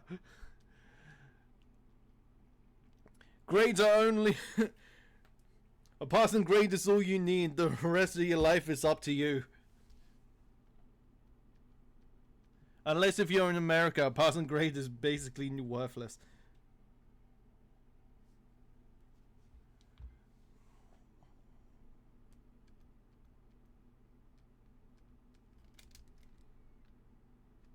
Yeah. Passing grades are only used for you to get up to the next level. Get to the next year. If you fully finish school, then you have a higher chance of getting a job.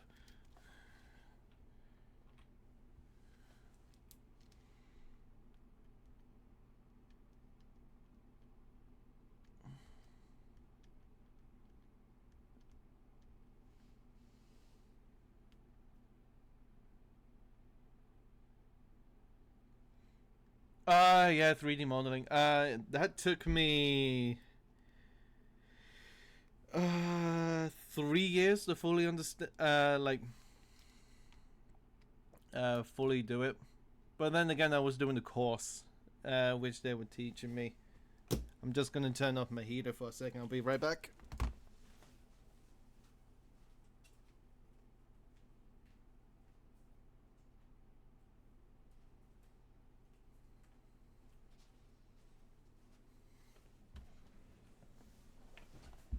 And I'm back.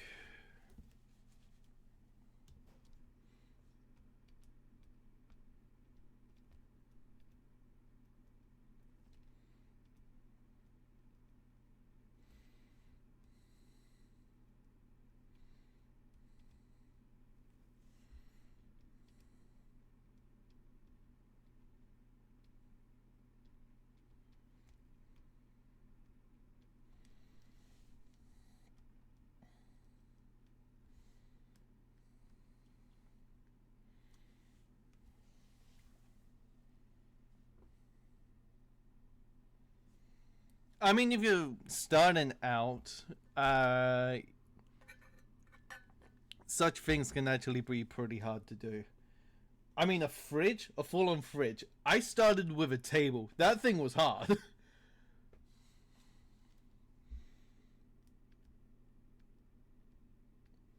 And don't even get me started on that. All of the topology needs to be squares. Unless you're doing it for a game, then it needs to be triangles.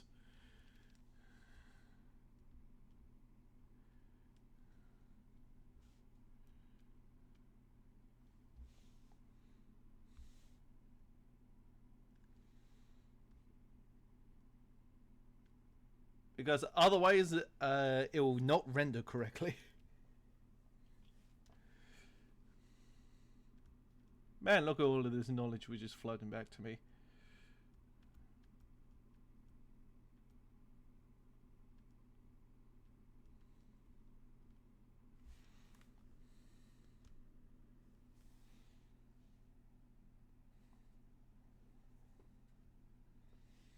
Oh, UVs. Oh, don't get me started on them. They were the bane of my existence.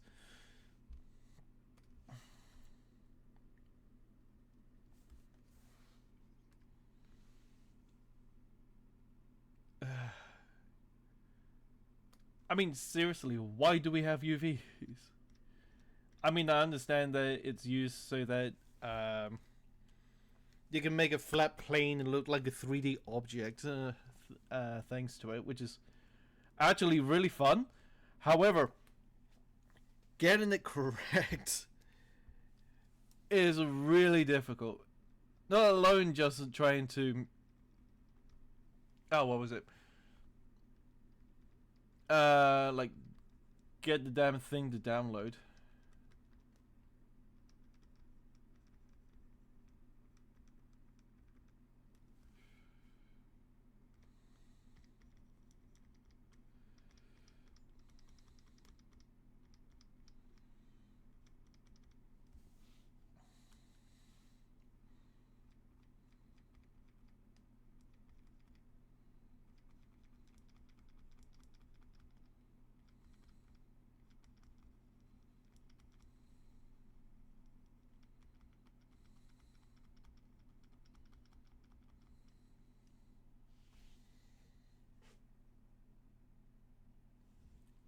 Yeah, it's like the camera hits it, and then depending on the UV, it reflects off it, giving the illusion of a 3D object on a 2D plane.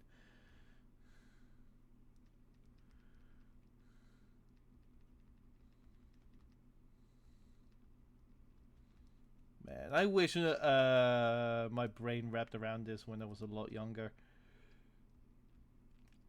because I just went through life without thinking much. But then again, that's what happens when you're like a dumb kid. No, that's what happens when you have an autistic mind with an IQ of 120. It's like you just stopped caring at some point. Where it's like, I have learned basically everything I need to know. The world doesn't care about me, so why should I care about it? Yeah, by then it's like I didn't have any purpose.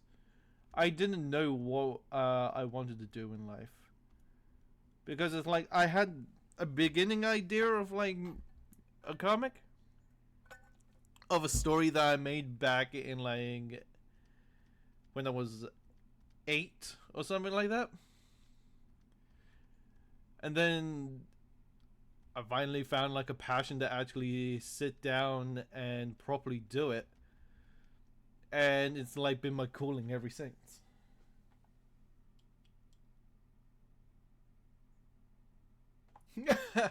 Okay then, I hope to see you soon when you're properly well rested.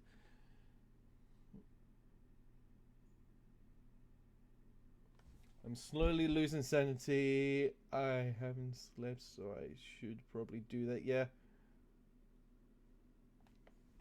Yeah, you have a good time napping, and if you awake and I'm still streaming, which may be a bit doubtful because I have a D&D session sometime after this.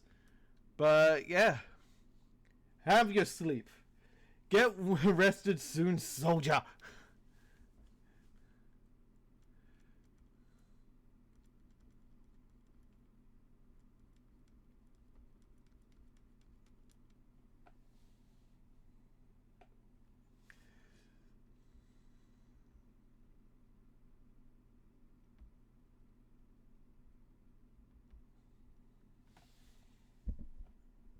I'll probably sleep for like 13 hours, so I'd be a bit concerned if you're still alive, Lamau. Yeah. See ya.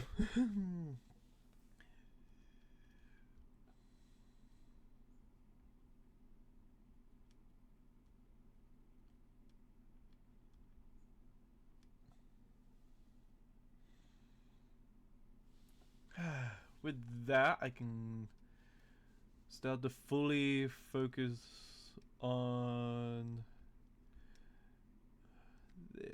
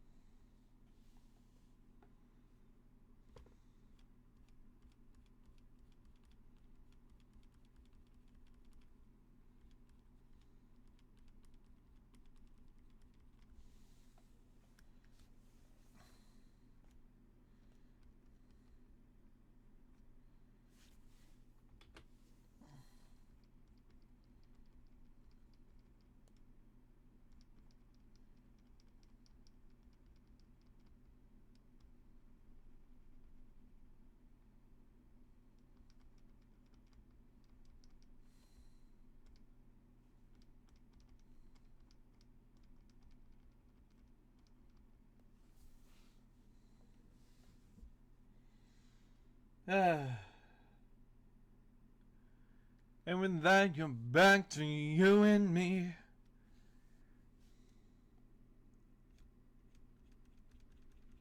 Yes, it's me, myself, and I.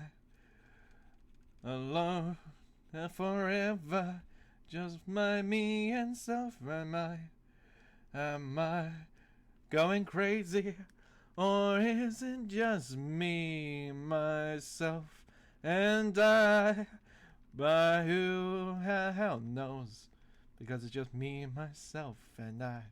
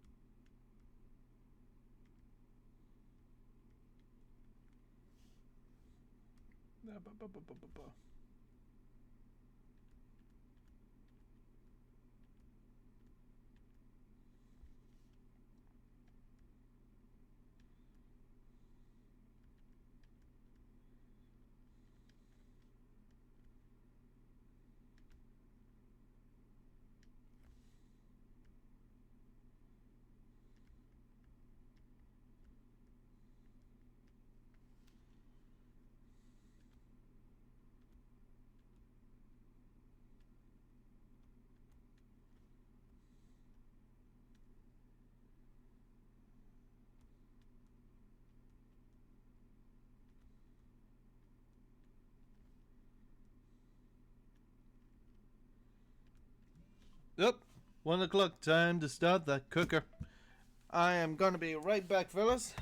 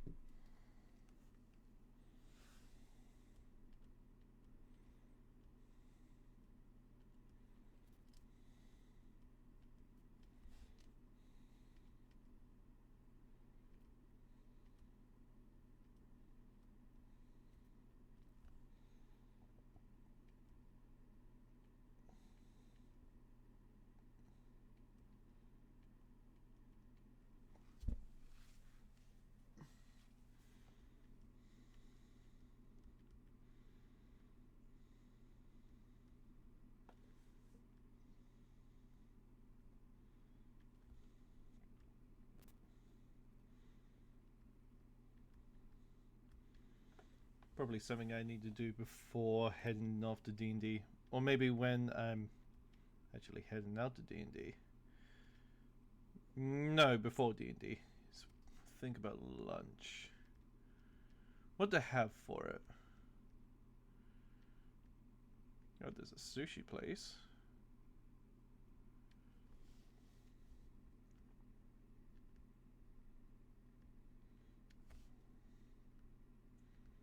Probably head to the sushi place.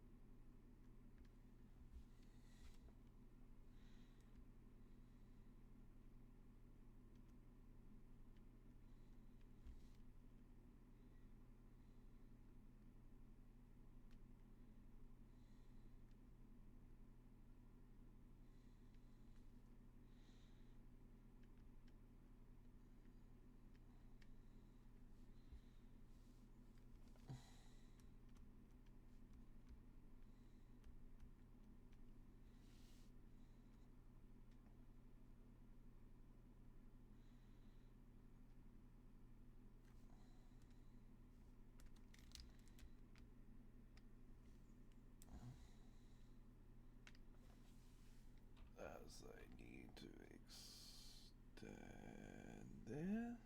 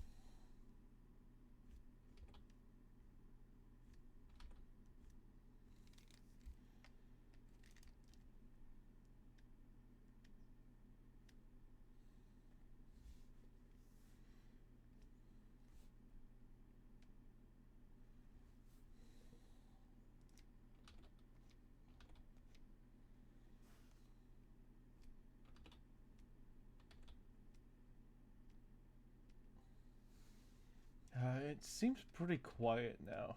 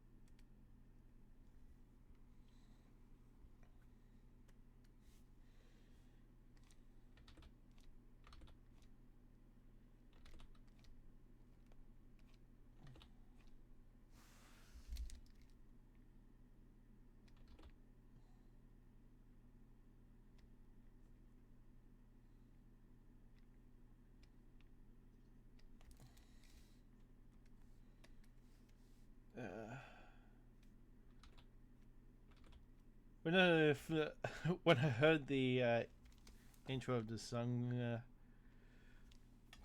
for a moment I thought it was an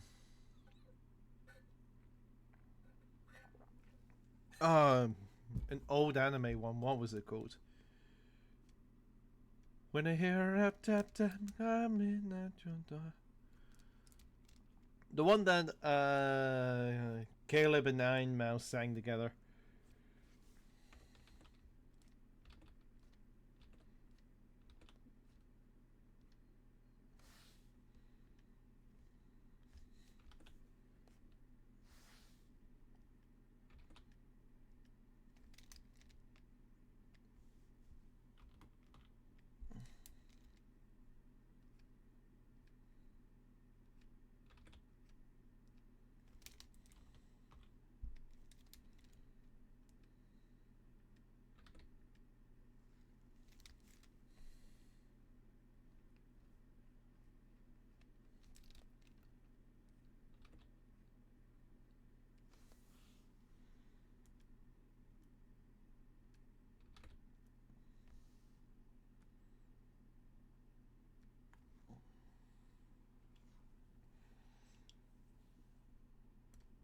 Okay, with that done, I can bring it down.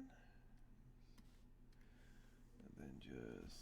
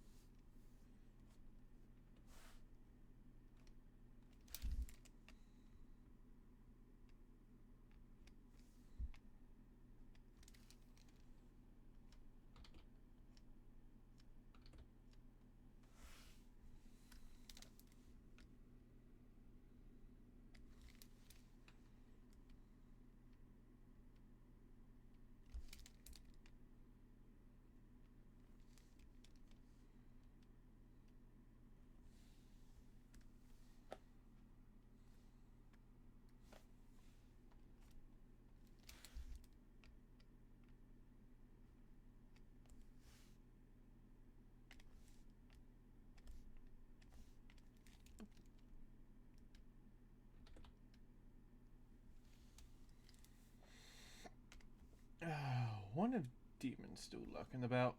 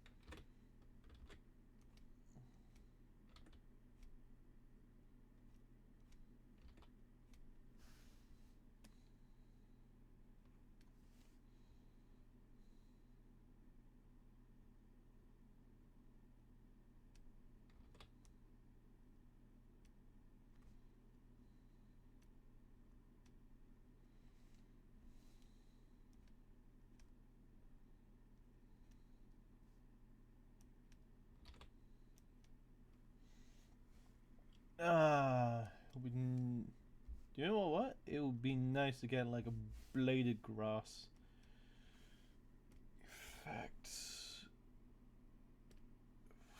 Fuck, I do. I have one. Yes.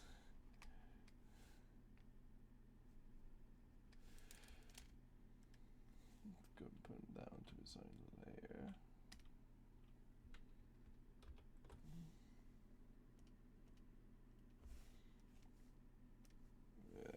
No, let's not make it completely black. Let's bring it up to here, so then I can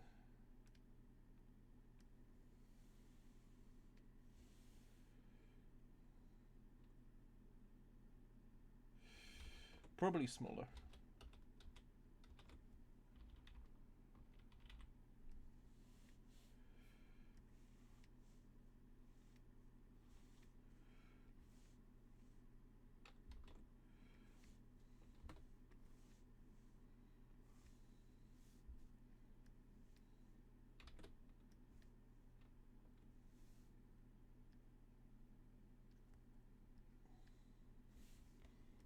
Let's try out the other one.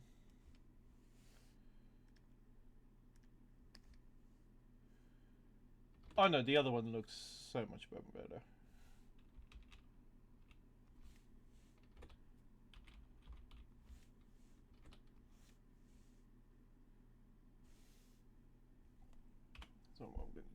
just delete that and go form.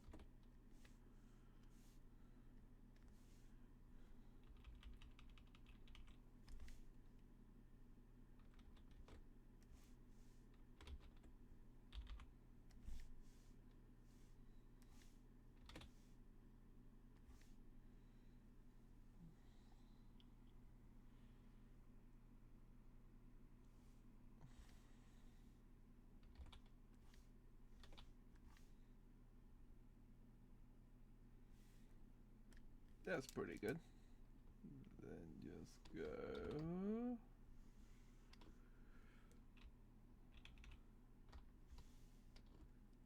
like that.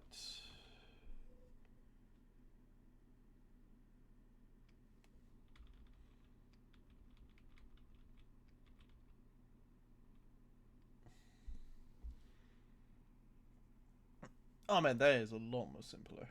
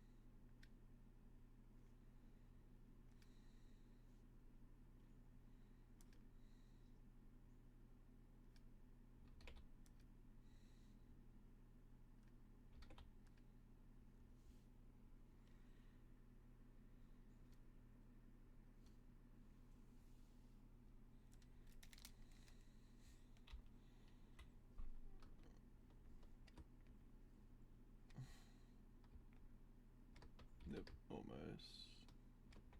Too far. There we go.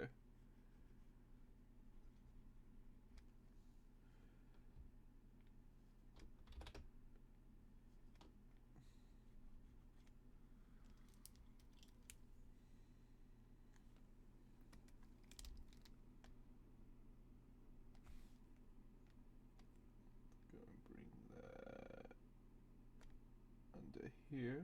Let's bring it under border.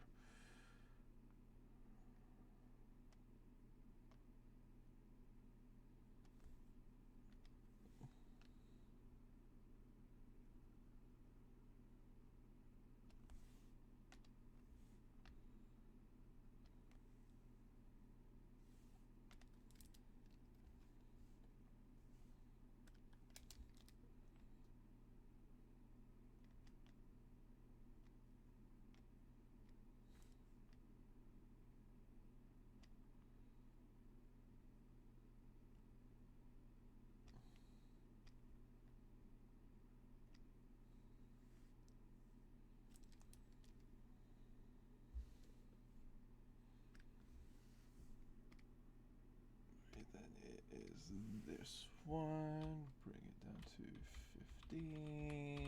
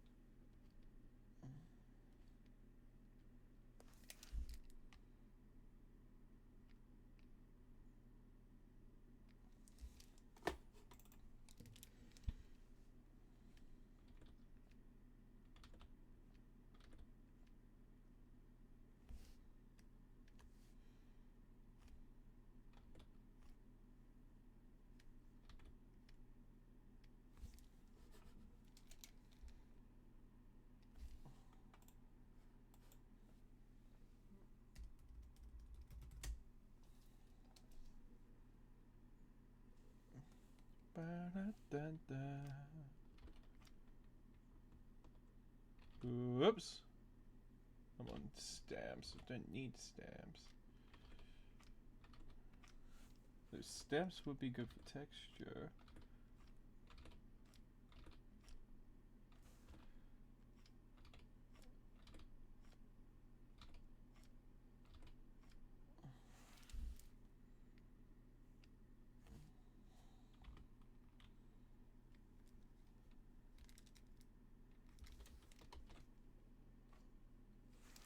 No, more better.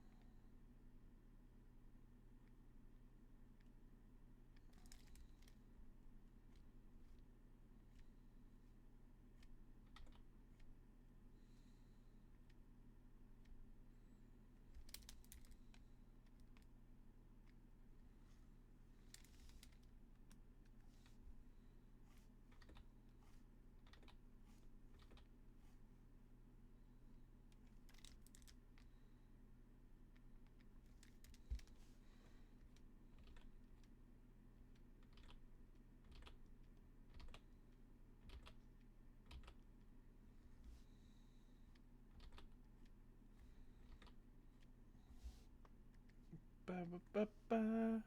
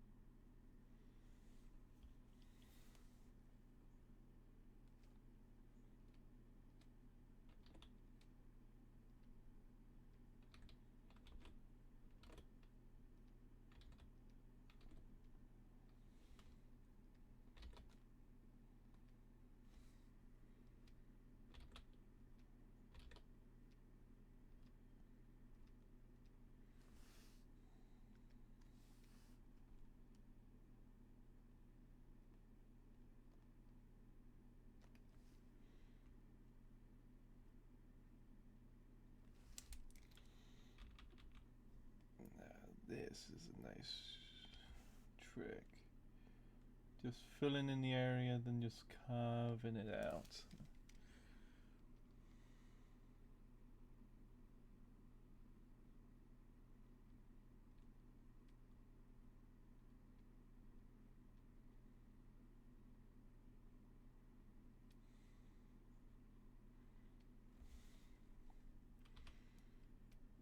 Go and move this up slightly.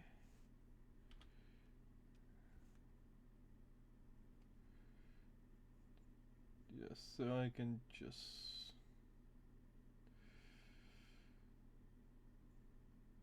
test out this new way of like drawing an eye for manga.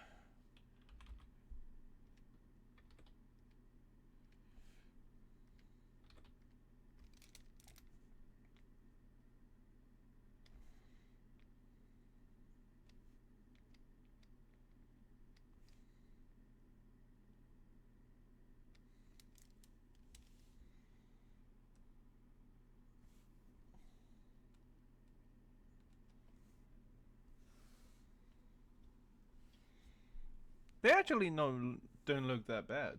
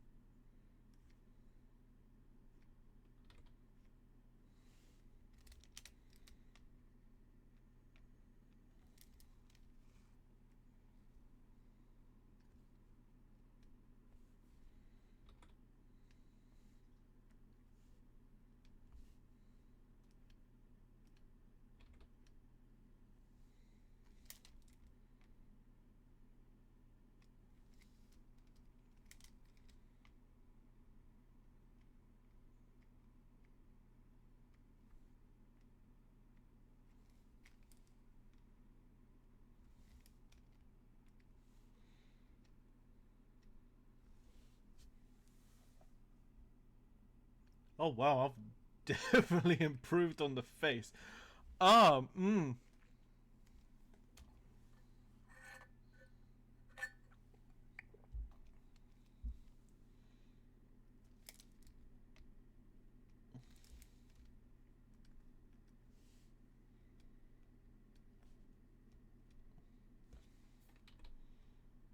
Here's me wanting to go back through chapter 4 just to fix up people's eyes.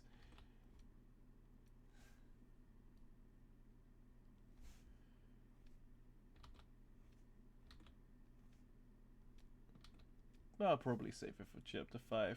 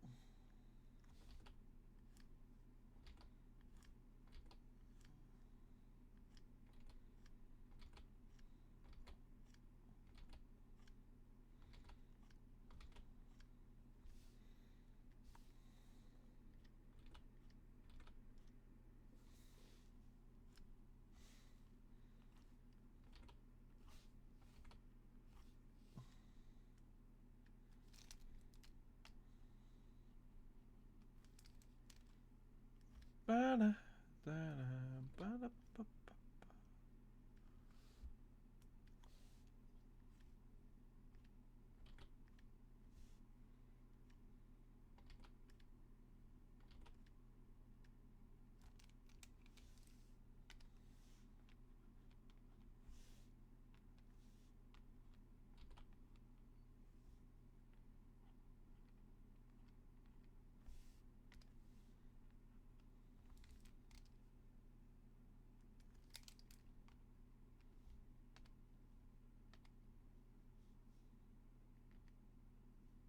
There we go.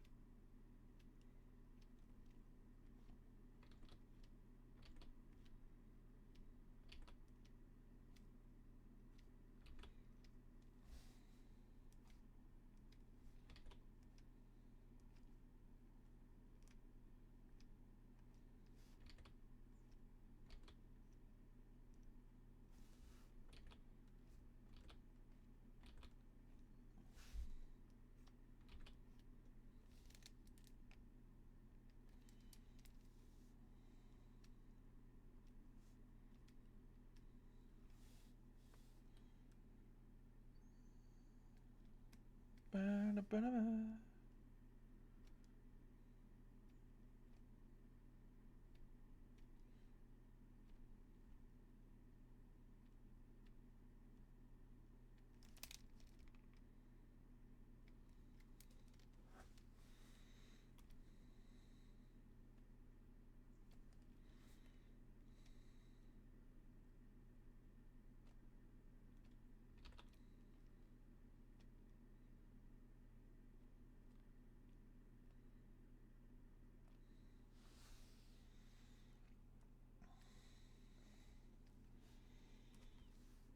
Now it's time for the fun bit.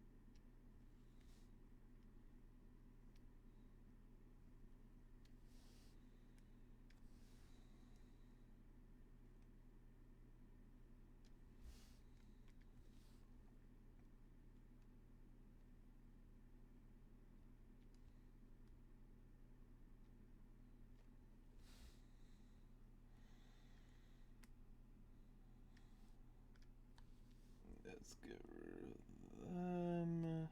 Yes, it will allow me to.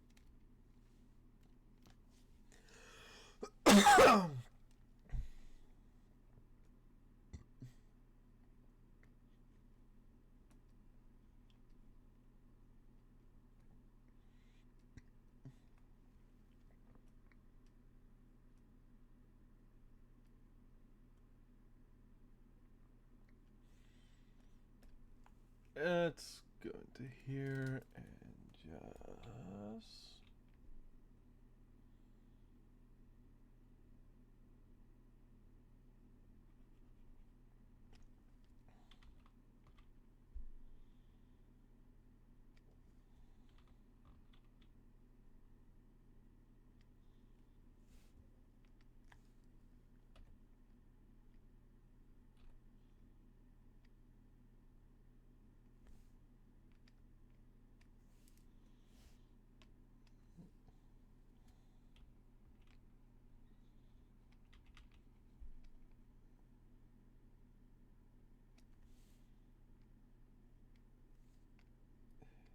It's funny how the grass is pixelated.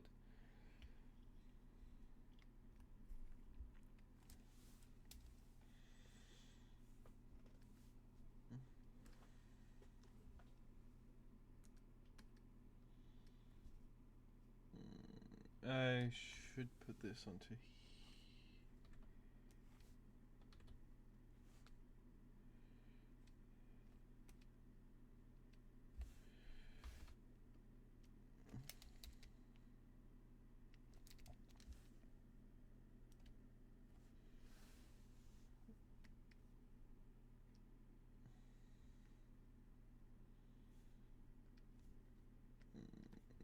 should be... There we go.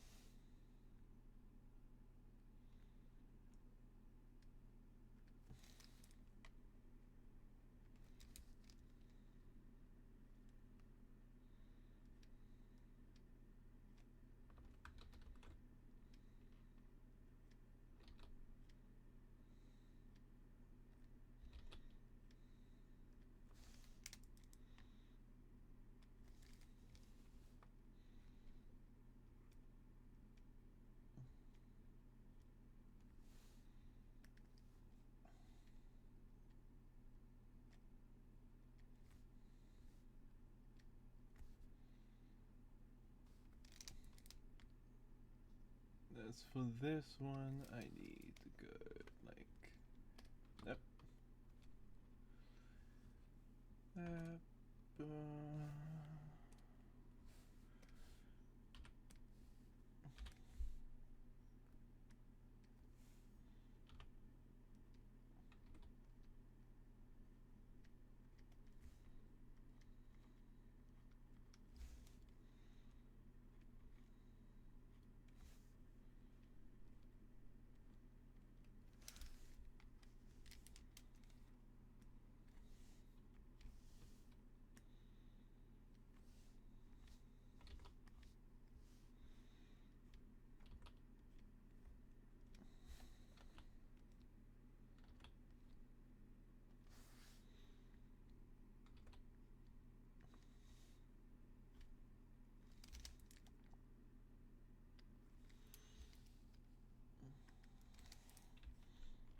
I can do a bit of bend on that. Hang on. There we go. Shorten it down a bit.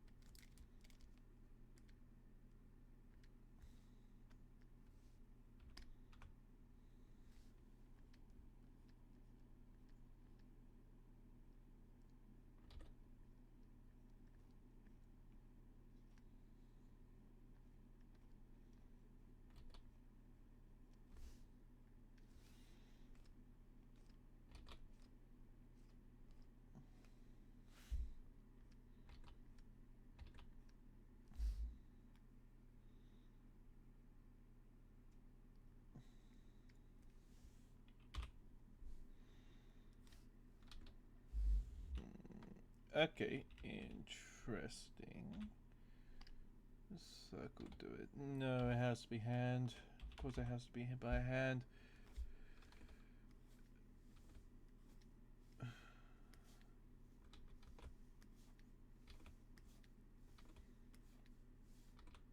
Yeah, I need to move it away so then I have a bit of curve. Circles have always been a hard term for me.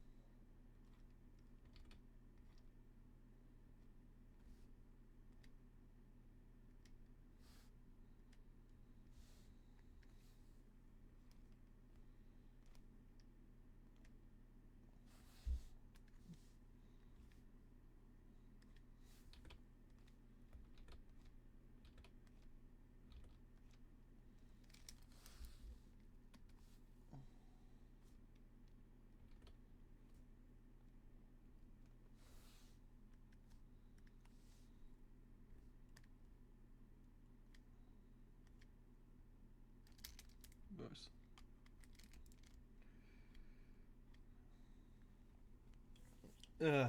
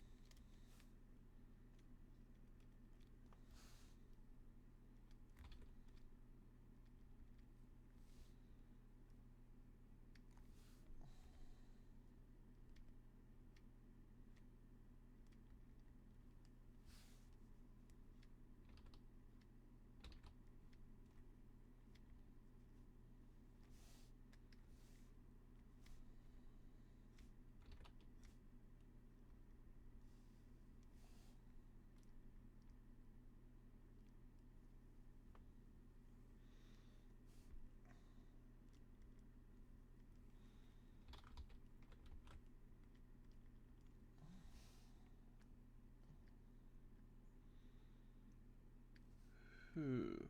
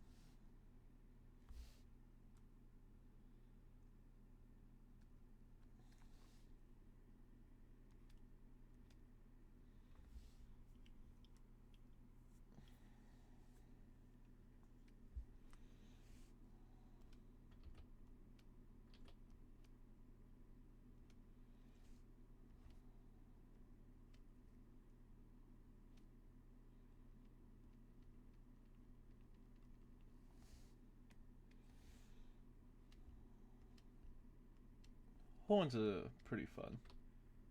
The drawing this style, because then you can just go around small.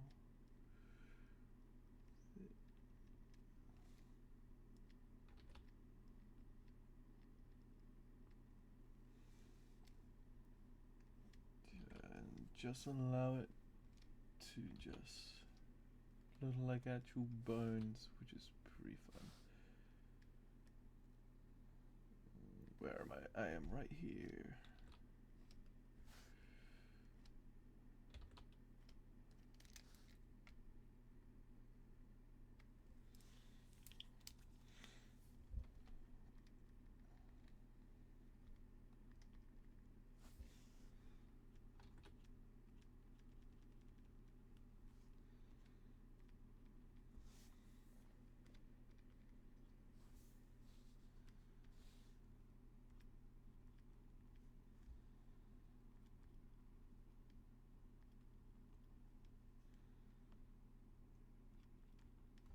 Whoops.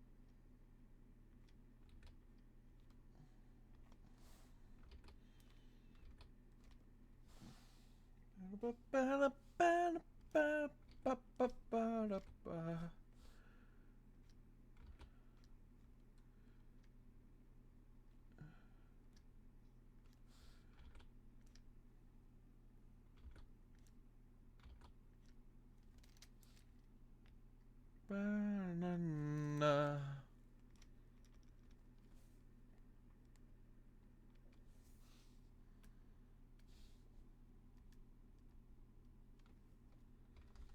No, it needs to look more like that. There we go.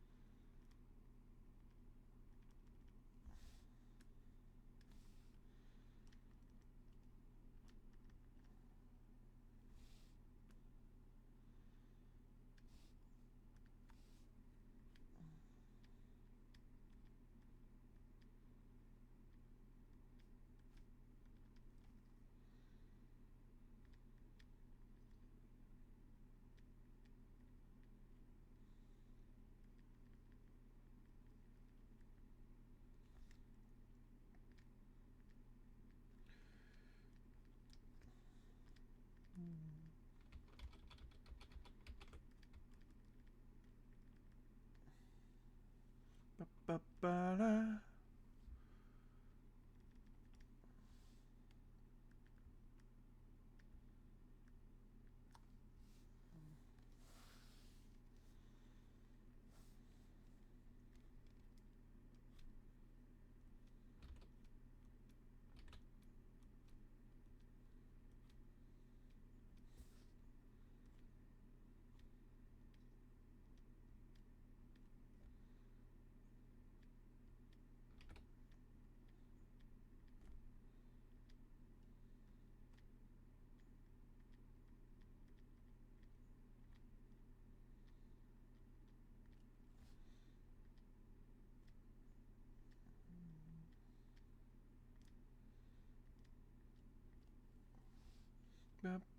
Ba-ba-ba-ba-da-ba-da.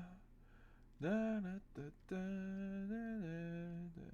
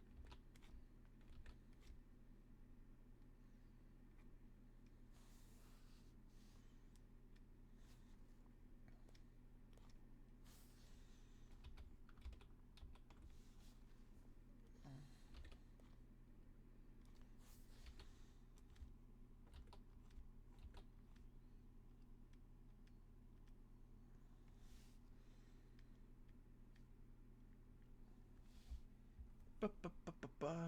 La la la la la la la la.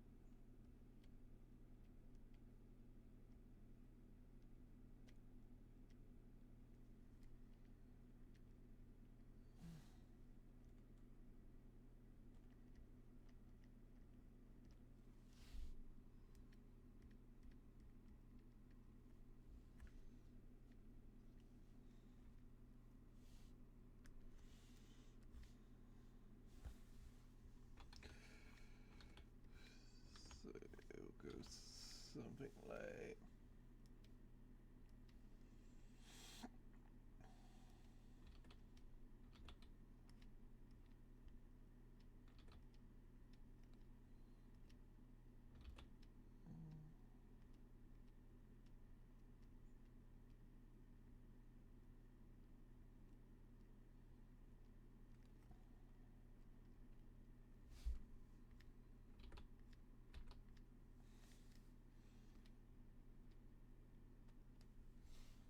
Damn, I am good at this.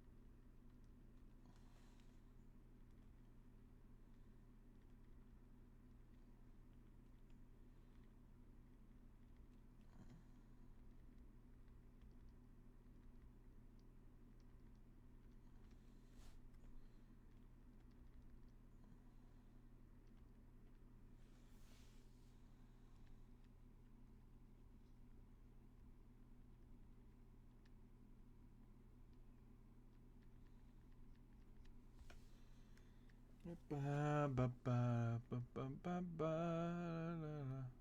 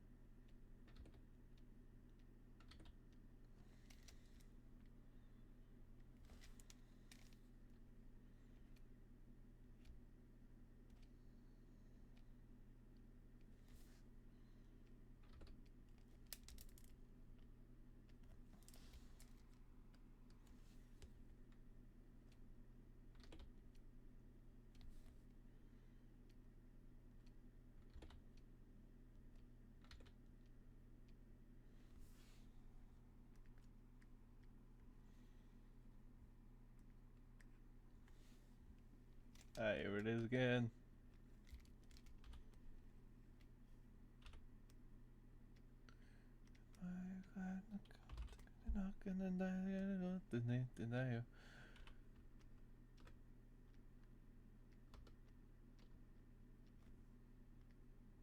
Yep.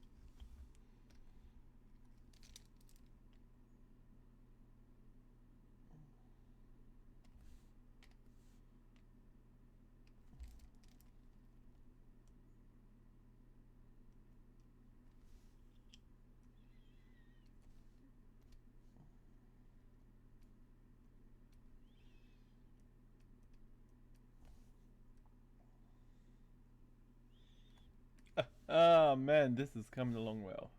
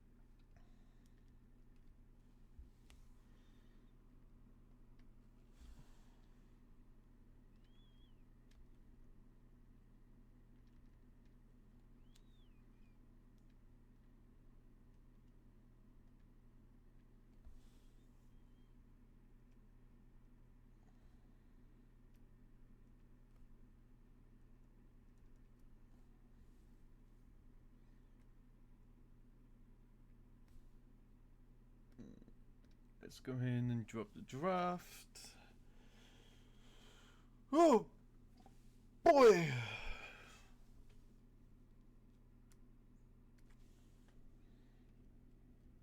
This is coming along nicely. I can easily finish this up like next time.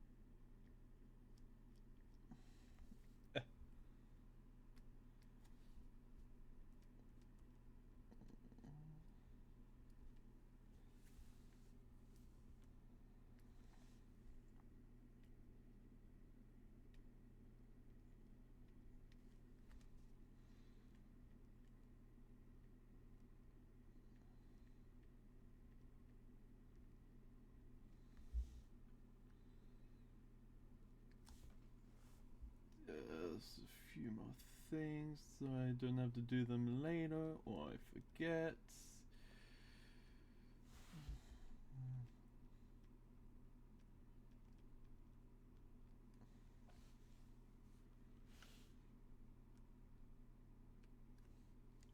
That should be about it.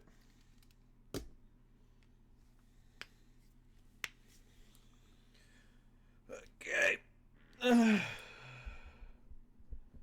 What's the time? Almost 2:30. Okay. Yeah, that's where we're gonna end it off for today. Let's see, who are we rating?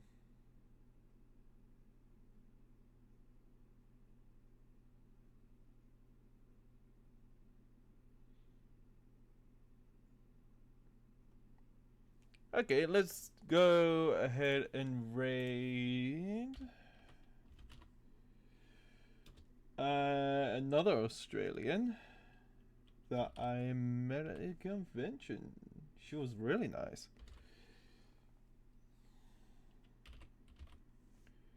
Bavarius, the monkey VTuber.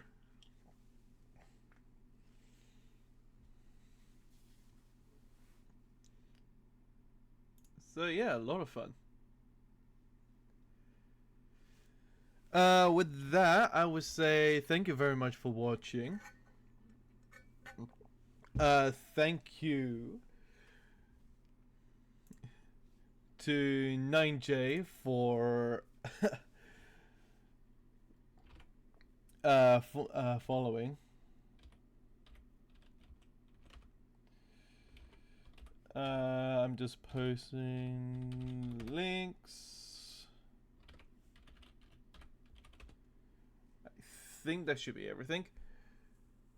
And yeah, apart from that, I believe we're pretty much done. And that's a bye from me, Katron. See you all next time. Bye.